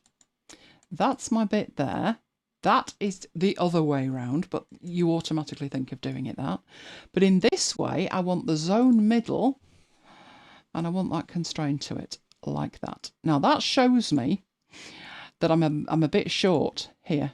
I need that stretching out a bit and I don't particularly want to stretch out the whole thing.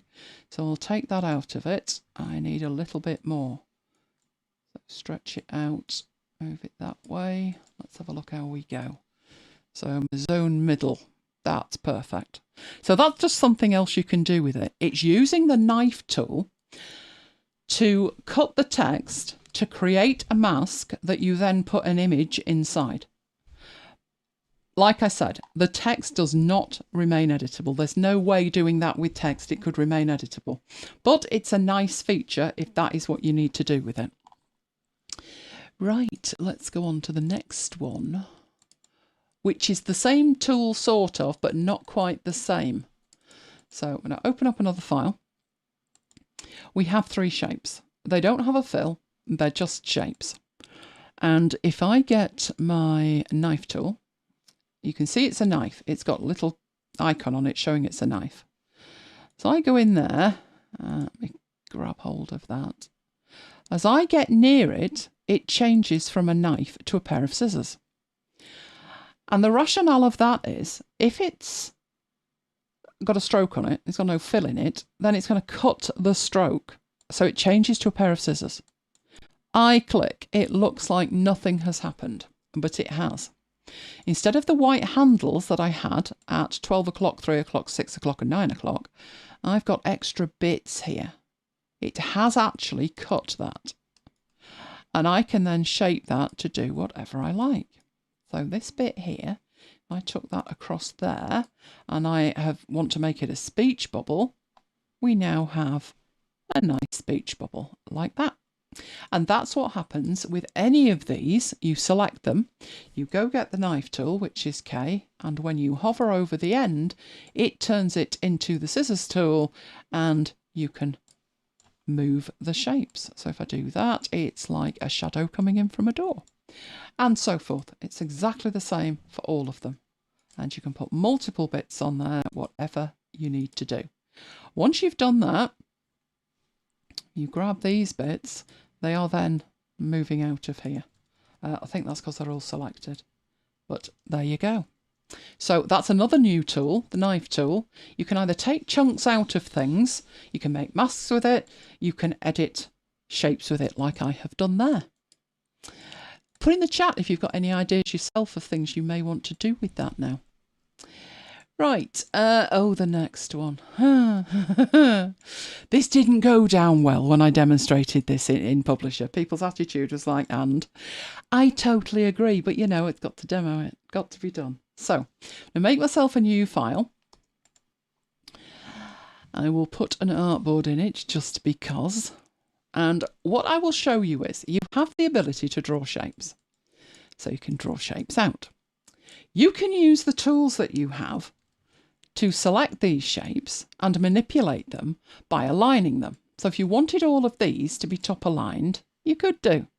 You can even align them to the artboard, to the first selected, whatever you need to do. But apparently people find that far too arduous. So they've added in an option. I don't like it. I don't like it. Right, I have to move the keyboard to use it. This is why. So I go and get one of the shape tools. And while I'm drawing this out, so I'll just draw it out in the middle like that. If I want that to be square, I hold the shift key. So that makes it square. Right, at the same time as I'm doing that, but in this case I don't want it square, so that's lucky, because that's one less key to worry about. But with that selected, if I then, don't let me down now, don't let me down now. I think I needed another key, crying out loud. Did I say I don't like this? I don't. Oh, there you go, it's doing it, but now you can't see it. Right, I am holding down the command key. I am using the arrow key, and I need my mouse. This is why I have to move the keyboard, which is why it's ridiculous. But this is what you do. You are making what they're calling a quick grid. So I'm using the arrow to move across, and I can use the other arrow to move down, and I'm making a grid. If I continue to hold the arrow, it puts a gap between them. There's a whole range of shortcut keys that you can use to make sure that the gap is equal and all the rest of it.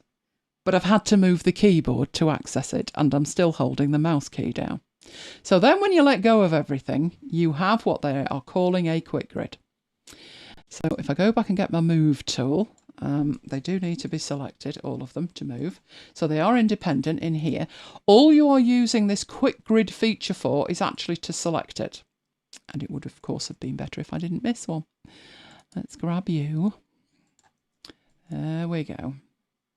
So that's the idea of the feature. Let's see that once more. So I need to select a shape tool. I need the command key held down. Well, I can draw it. I can start to draw. That's okay. And then,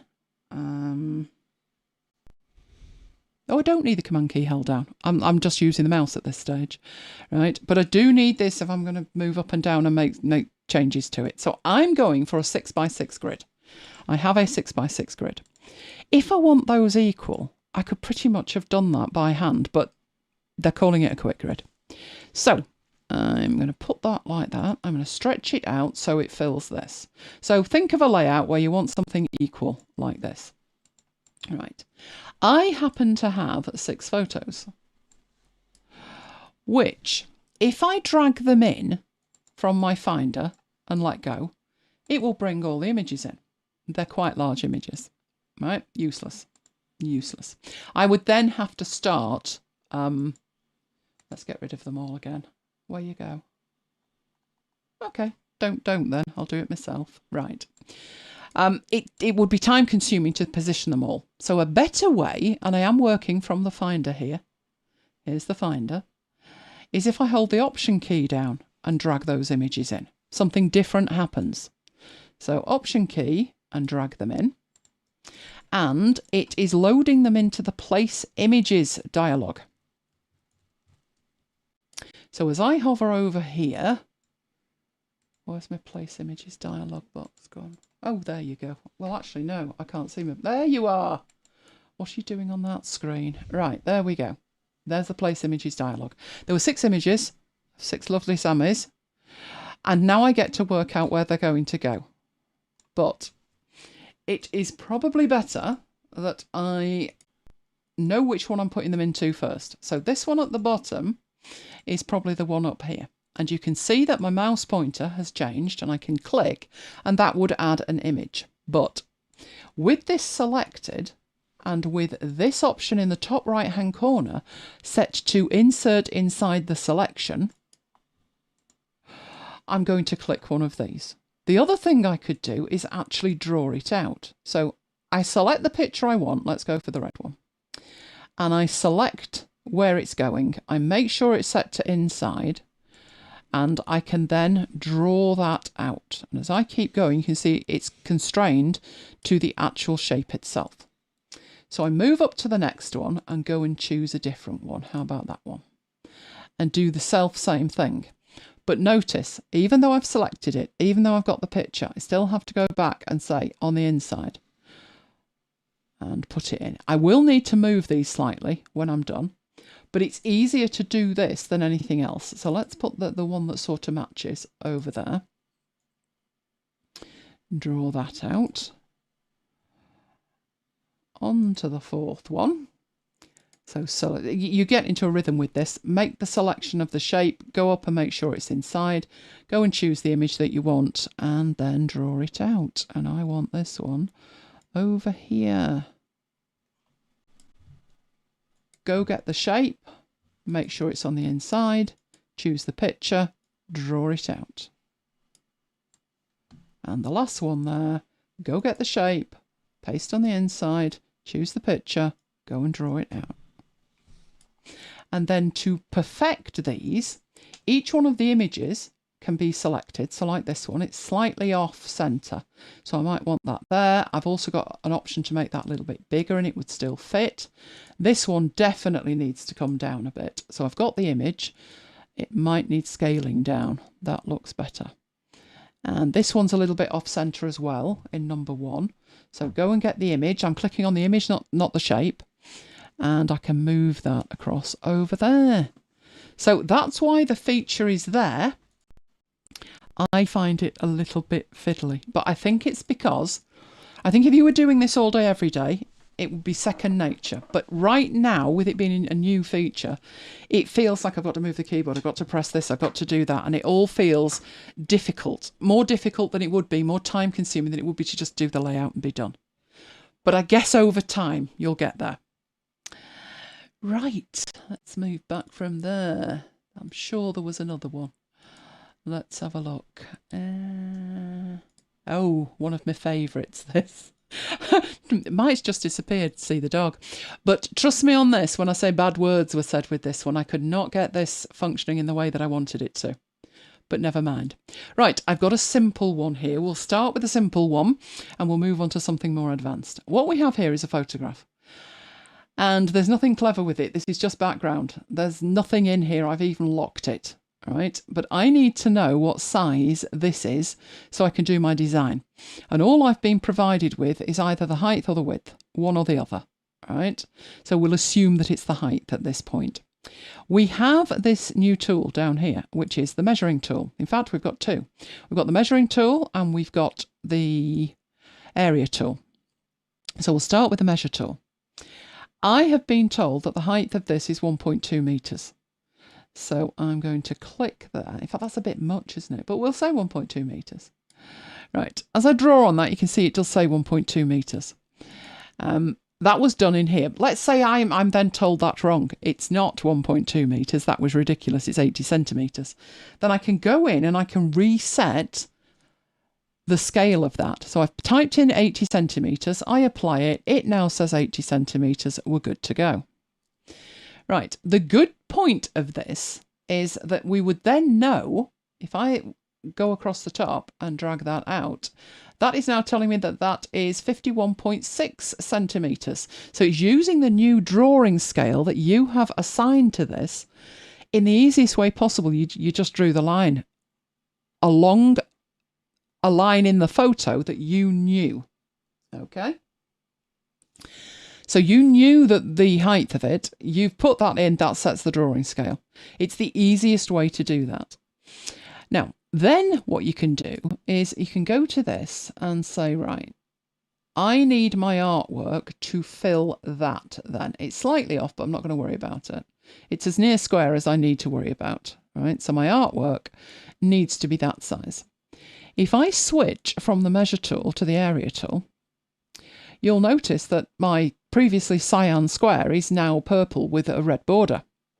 And as I hover over it, it tells me what the area is.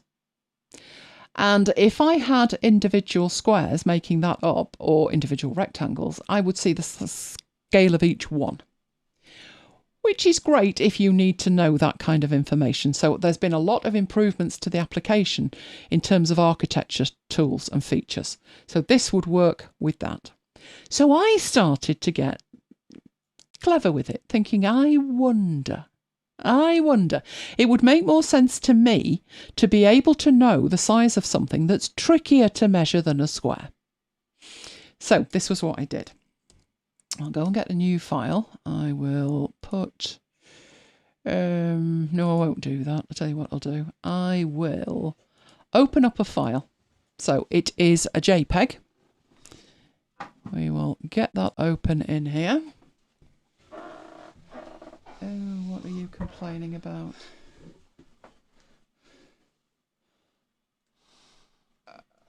Oh, I've got an error there. I have no idea what that's about. So this one, to me, was much trickier.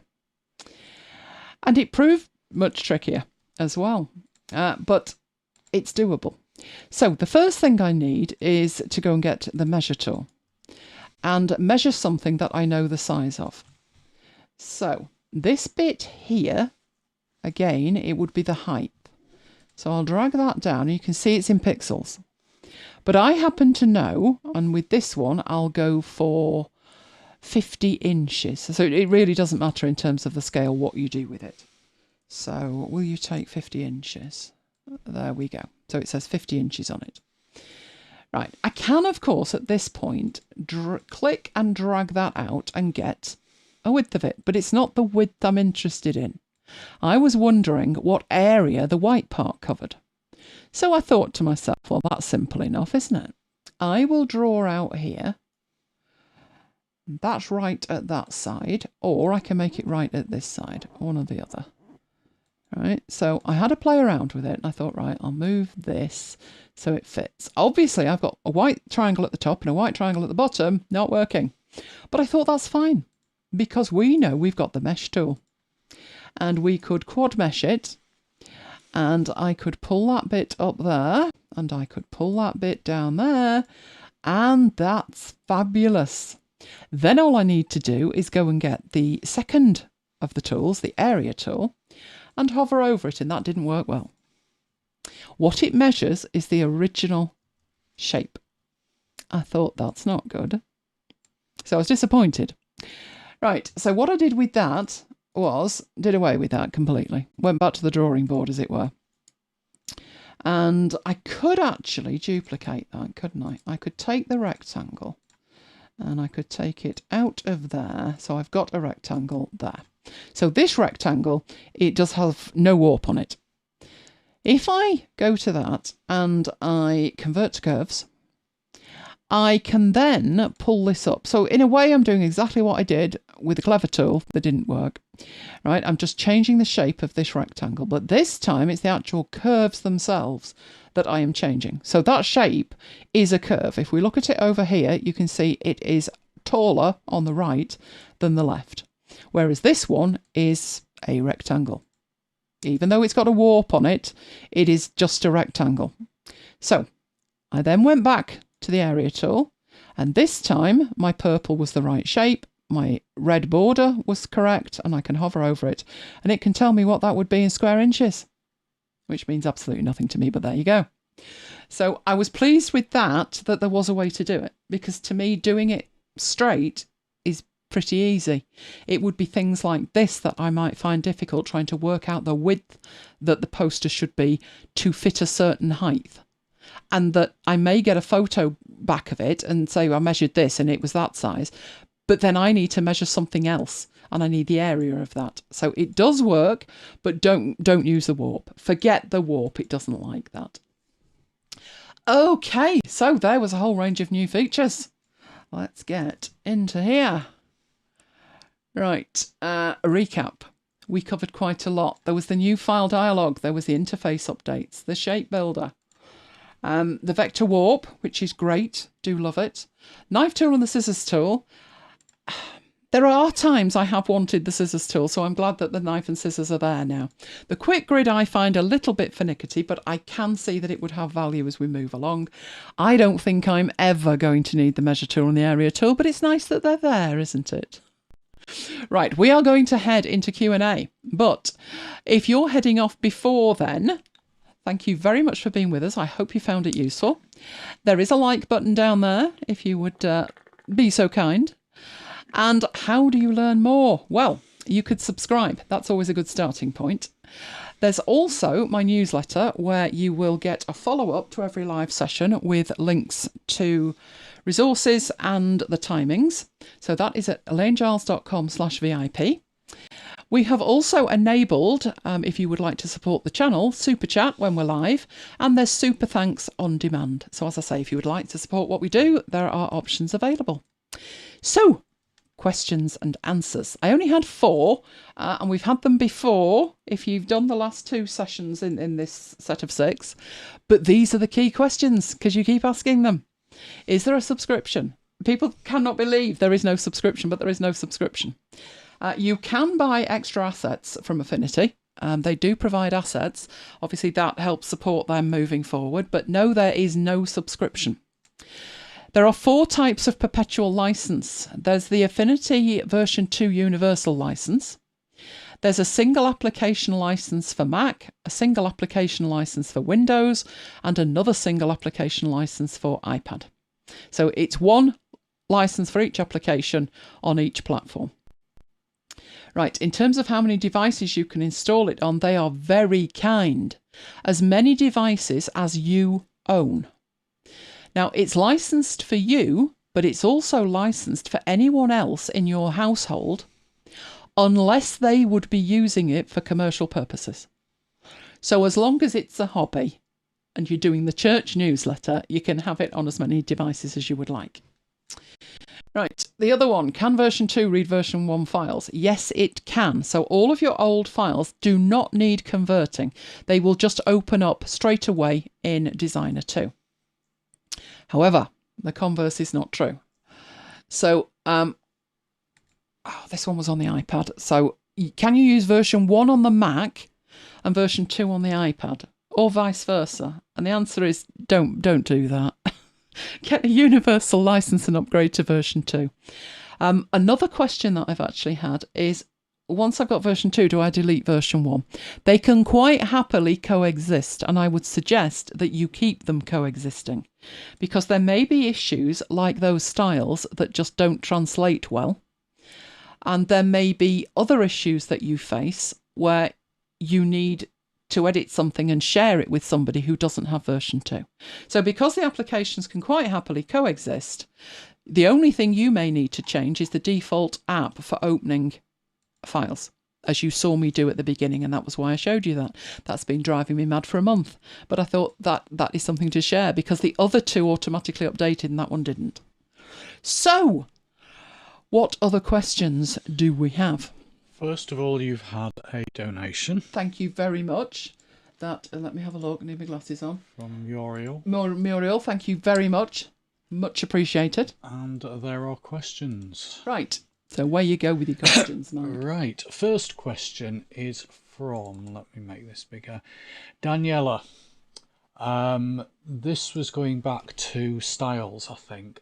What if you go to the library folder and just grab the assets folder from version 1, or styles folder from version 1 to version 2? Technically that should work. I actually have a perpetual backup going on. So there are several folders that have assets in them and styles in them and all kinds of stuff. They're in different places depending on your platform and how you purchase the app. We did a whole complicated slide on this. Do you remember, Mike? In After Hours. If you bought it from the App Store, it's in a different folder than if you've got the installed version from Serif. But either way, all of these folders are on your system, and I added them to a single backup, and it backs up every hour to a zip file. So yes, technically you should be able to take those. I didn't do that. I went the official route where it said, do you want me to transfer these? And I said yes, because I'd be concerned if I copied a folder, there may be some metadata or something in it that was indicating it was version 1, and maybe version 2 would start choking on it. So I didn't do that. The only thing that got transferred for me was the assets. That was it. So everything else had to go manually. But as you've seen, those styles are behaving differently in different versions. They actually haven't come out and said why that's happening. So they've not said like, it's okay. Yeah, we made a mistake. We'll bring out new versions and they will look the same. They've not actually said that. So I don't know whether they are ever going to fix that issue, whether it's just like a version 1 thing. I don't know. But I think it's potentially going to give you problems in the middle of a job if you've got some styles applied and then they don't work. I mean, the obvious thing to do would be to try and make them work in version 2, recreate them in version 2, and then stick with version 2. But, you may come across yet another issue with version 2. Somebody, I was reading on the forum, somebody was having problems printing. They couldn't get an output.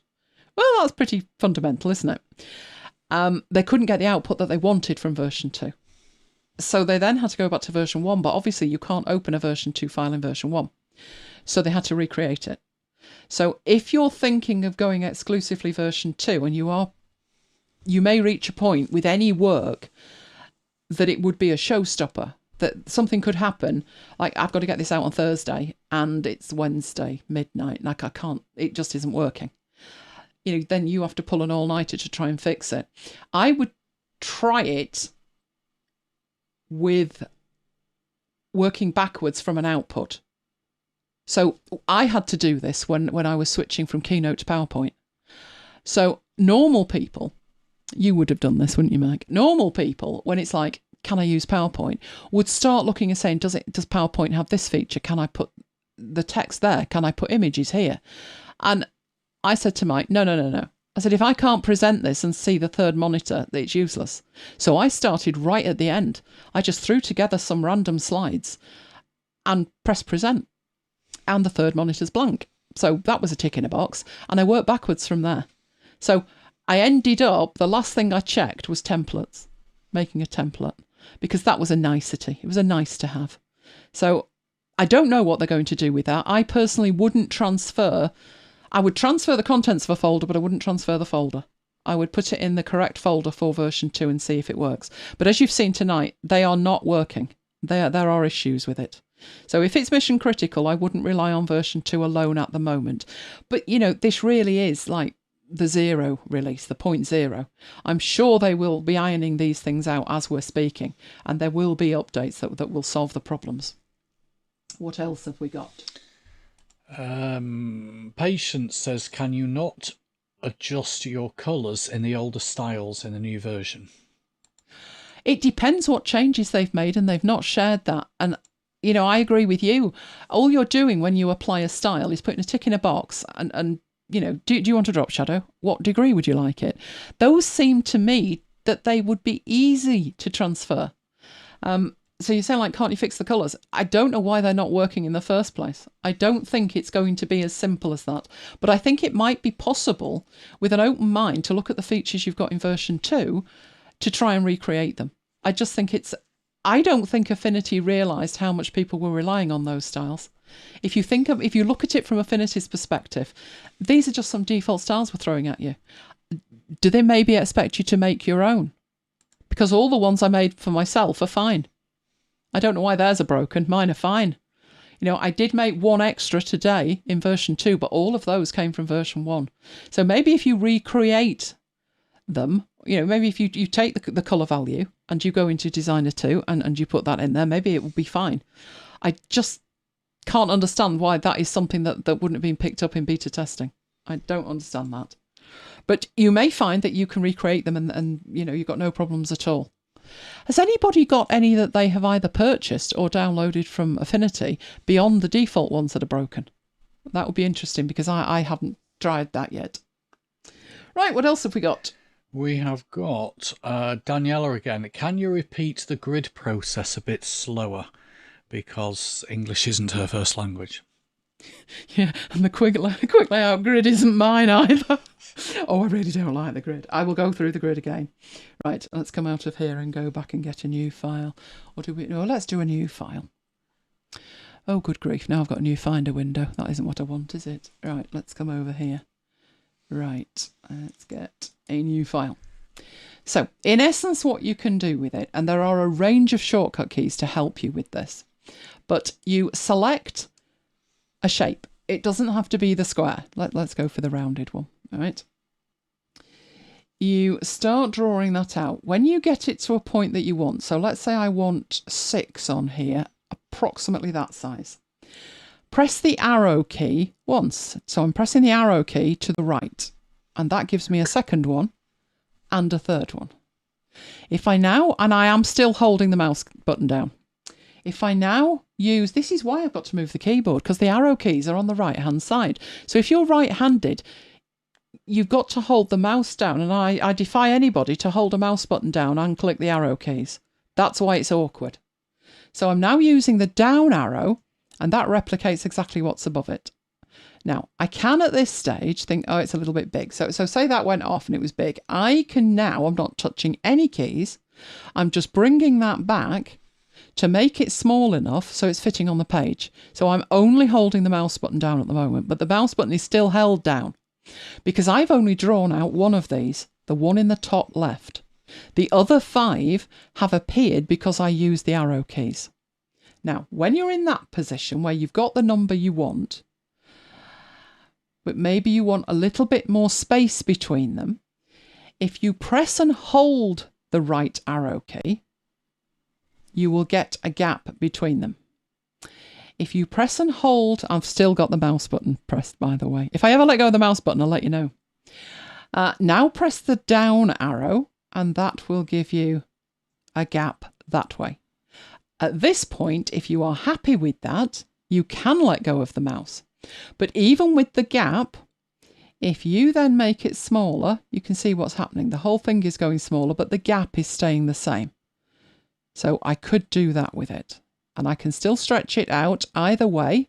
So I can make them very narrow if I want, because I want 3 of them. Down arrow. If I want 4 in the width, right arrow.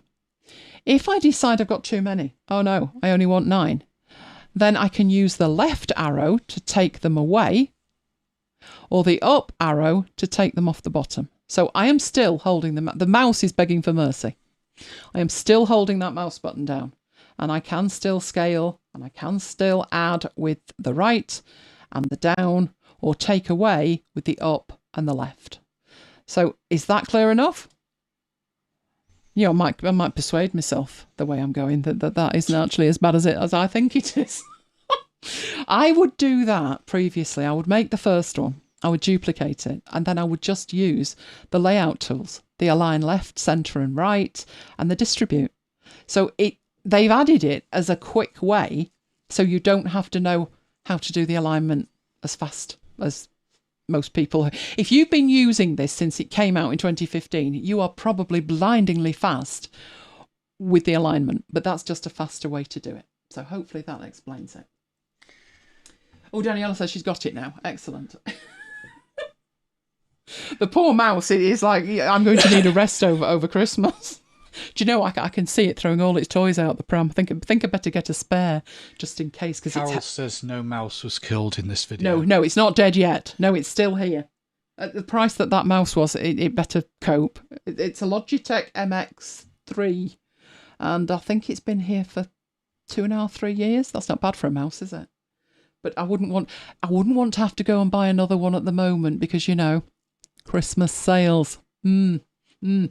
After Christmas is a good time if you need a mouse. They're usually on sale. Okay. Next one. Yep. From Renee, when using the align tool, most of the time the options are ghosted out. Why is that? For instance, when you want to distribute shapes. Yes, that's a perennial question. It's a bit weird, is the answer to that. So let's take, we'll get rid of those ones.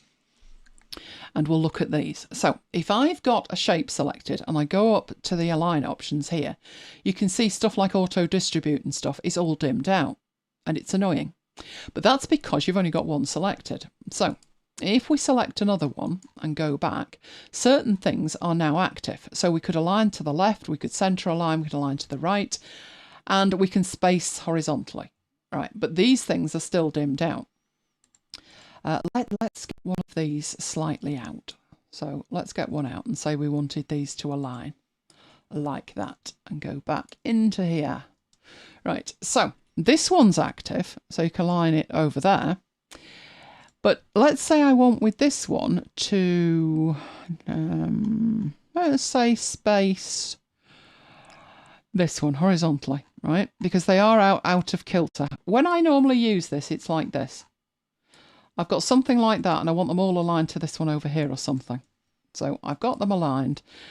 I would, yes, that is right. So I would do the alignment like that. Notice now that this is active. Now it's become active. So do you want it to align to the first selected? And you get to choose whether it's the page, the margin, the spread, the last selected, you name it. So it was the first one selected, but only after I'd selected it. Right. Then you've got this option, which is the spacing. So in this one, it's horizontal, which I'm not interested in. It's the vertical one I'm interested in. And then auto distribute becomes active. Now, I agree with you. I think this would make a great dialog box or even a panel to just leave there. But, you know, as a dialog box, I could have it to the side and I could just quickly do it. Whereas if I have to go up here and start fiddling, the advanced options are in here. They're not down here. So I've got my basics on the context sensitive, but up here, things only spring to life once you've actually got the thing selected. So if I change that and I say to the margin, and you see it move, but it's moving like after the event. I've got to make the selection, I've got to move them, and then I've got to change the align too. So if I wanted that to be, I mean, the spread won't make much of a difference, but that's what it's doing. So that one is aligning it to the margin. You could align it to the first selected, you could align it to the last selected. So it is aware, even after you've made the initial selection, as to which was the first one selected and which was the last. So to see that, if we do this, move them around a bit. So they're all in a different space. Right, which is the first one that we selected? Let's say it's that one. And then I select that one and then that one. So this is the first, that's the last. Then I go up to there. And you can see it's not available at the moment. So I actually have to align it like that. Then I can go in and say, oh, and by the way, the first selected, which to me, that's long-winded, but that's how it works. That's why they're dimmed out. And then out you come. I don't like that, I must admit. So I try and line up. I have snapping turned on. I usually have a grid turned on, and I will try and get them to align to each other. So these, if you look at it here on the left, these are vertically spaced correctly.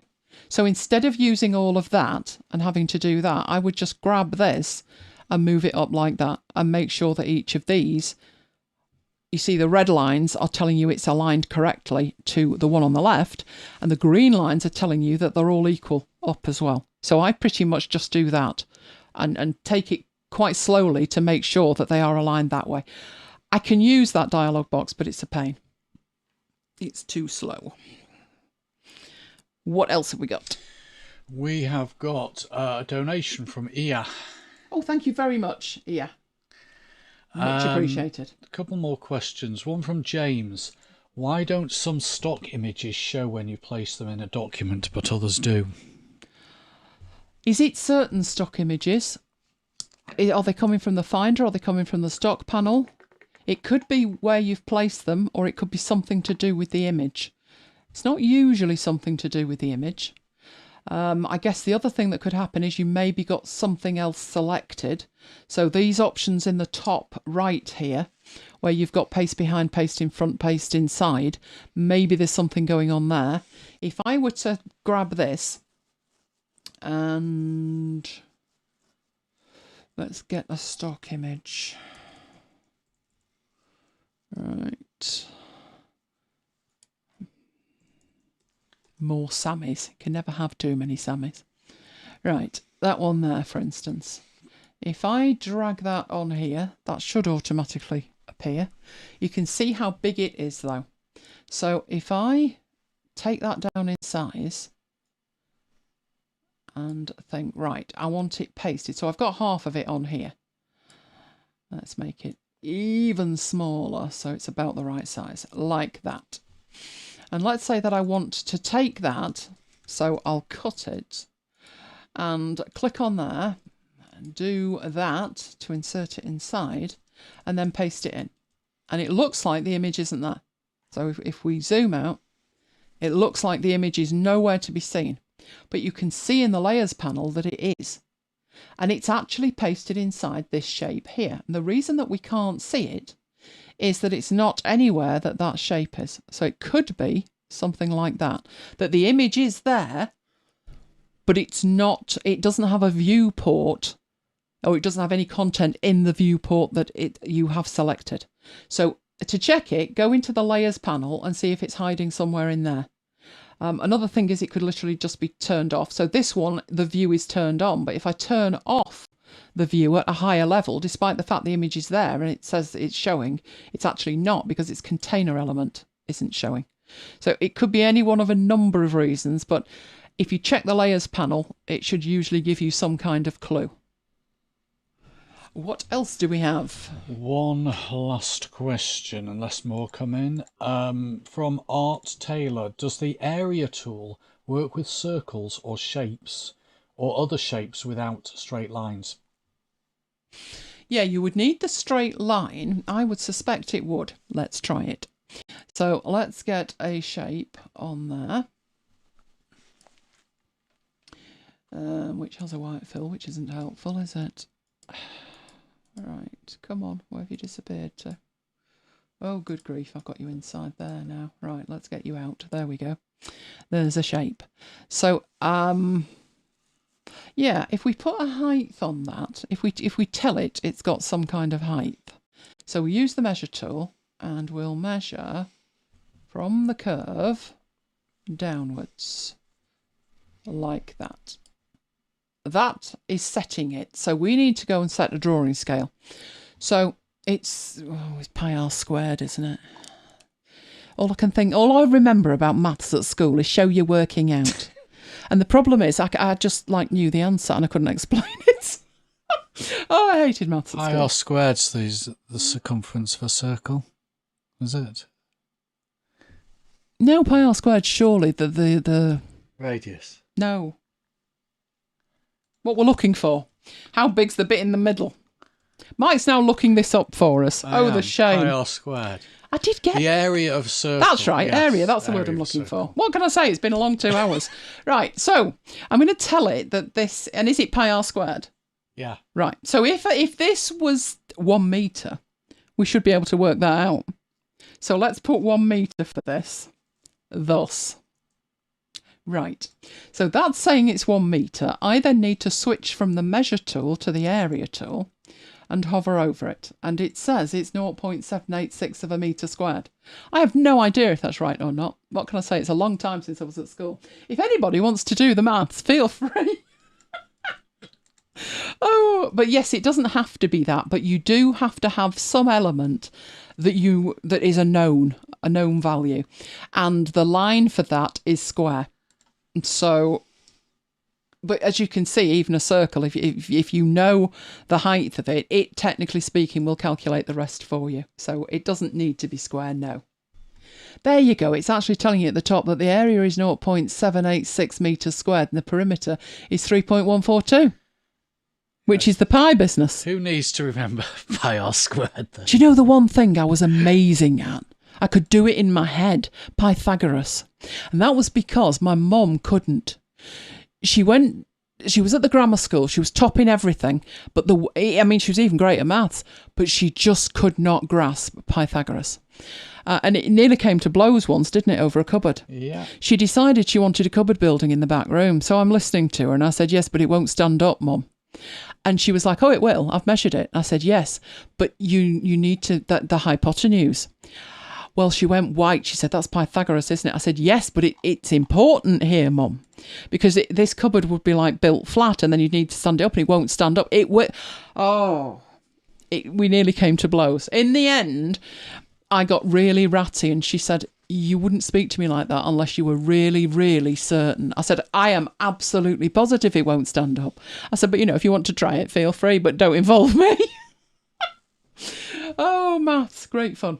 Right, what else have we got? That's it. Oh, we are all questioned out, are we? Good grief. That's amazing. Right, I will switch to that. Okay, the next session, do you want to choose? Do you want to choose? We've got 3 left in this series. We've got Affinity Designer 2 for iPad. We've got Photo for desktop and Photo for iPad. And I'm pretty ambivalent. We did do Publisher first, so the logical next step would be the iPad version. But who is using it on the iPad and who is not using it on the iPad? My biggest problem with the iPad with version 1, when it very first came out, was I use fonts extensively. And I thought the iPad's not going to take some of these fonts. That's kind of been solved. So fonts are no longer an issue. So I could definitely, absolutely use the iPad more. So let me know what you would like next. You can always email me, can't you? Carol says, so far the styles are working in Windows that you've moved. Lots still to do. It's going to depend on the styles and where they came from and whether they employ any dirty hacks behind the scenes that you are unaware of and that is interpreted differently in version 2. And I can't see many people having made styles that way, but it looks like some of them have got something going on. Pete's using both devices. Oh, right, so it really doesn't matter. Doesn't matter then, does it? Daniela just wants to use Publisher 2 on the Mac. Well, that one is already out there. So let's head back into... Did I put those in? Let me have a look and see if I put them in. I did. So what I'll do is I'll head back over here and I'll switch this. So Mike should have some links somewhere, but I'm not quite sure where. We'll find out. Right, what we've got coming up. The next thing is Friday. It's after hours and it's 9 o'clock Friday. There is some magic in Publisher that's going on in that session. I refuse to be drawn on what, but trust me, there is. So that's the first thing that's happening.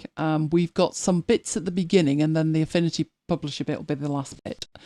And then these 3 sessions that I'm talking about are Affinity 2 for Designer 2 for iPad, Photo 2 and Photo 2 for iPad. But if it's Publisher that you're interested in, that one is already available on demand. So that was the first one I did a couple of days after it was released. I think it was a 3-hour epic, wasn't it? Or maybe we didn't quite touch 3 hours, but we usually do. The iPad one was... I've lost count. Was it last week or a couple of weeks ago? But that one's there as well. And this one will be available on demand as and when. So let me know if you've got any specific questions. You can always email me via my website, so elainegiles.co.uk/contact. Or I would say socials, but I'm a bit behind. So an email it would probably get more attention. To be honest, I am a bit behind with my emails as well. And it's 2 weeks before Christmas. So yeah, it's a perfect storm at the moment. A perfect storm. SFN wants to know, are MacBite streams relevant to Windows? You know I'm a PC girl. Yes, if it's something like Affinity. So there are occasions where we do an app and it is Mac only or it's iPad only. I don't think we've ever dared do anything that was Windows only, apart from you and your Excel stuff, when it was all the clever stuff that the Mac didn't do.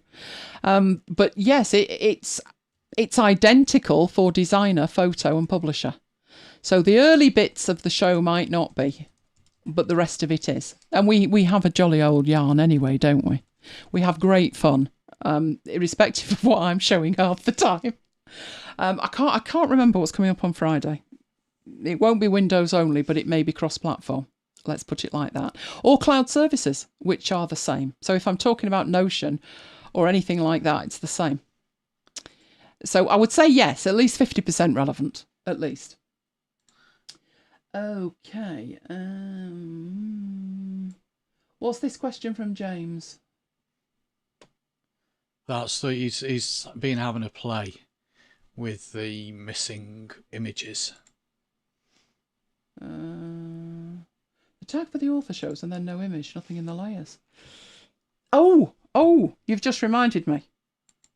Just restart the app and try it again. I know that sounds a little bit like turn it off and on again, but that has happened to me where I was assuming you meant that you drag the thing in and you could see it like an outline or something, but not the image. But I have had it where I've dragged an image in from stock and it flashes up the author's name and nothing happens. Just restart the app.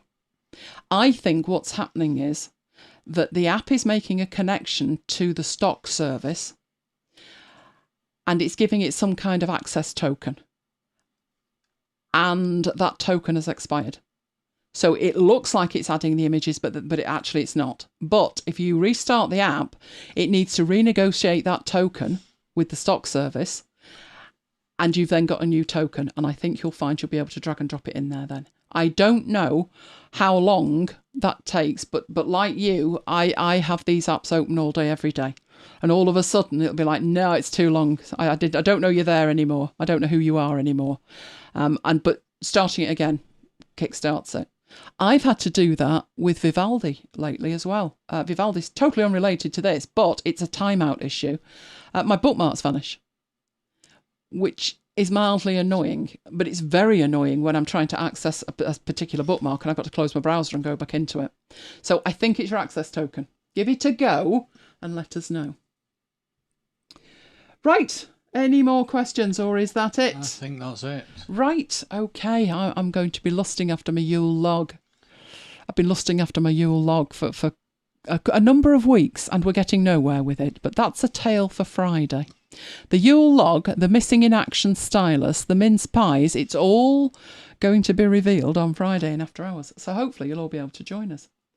But for the moment, I'm going to say good night from me. And good night from me. And we will both see you next time. Stay safe, guys.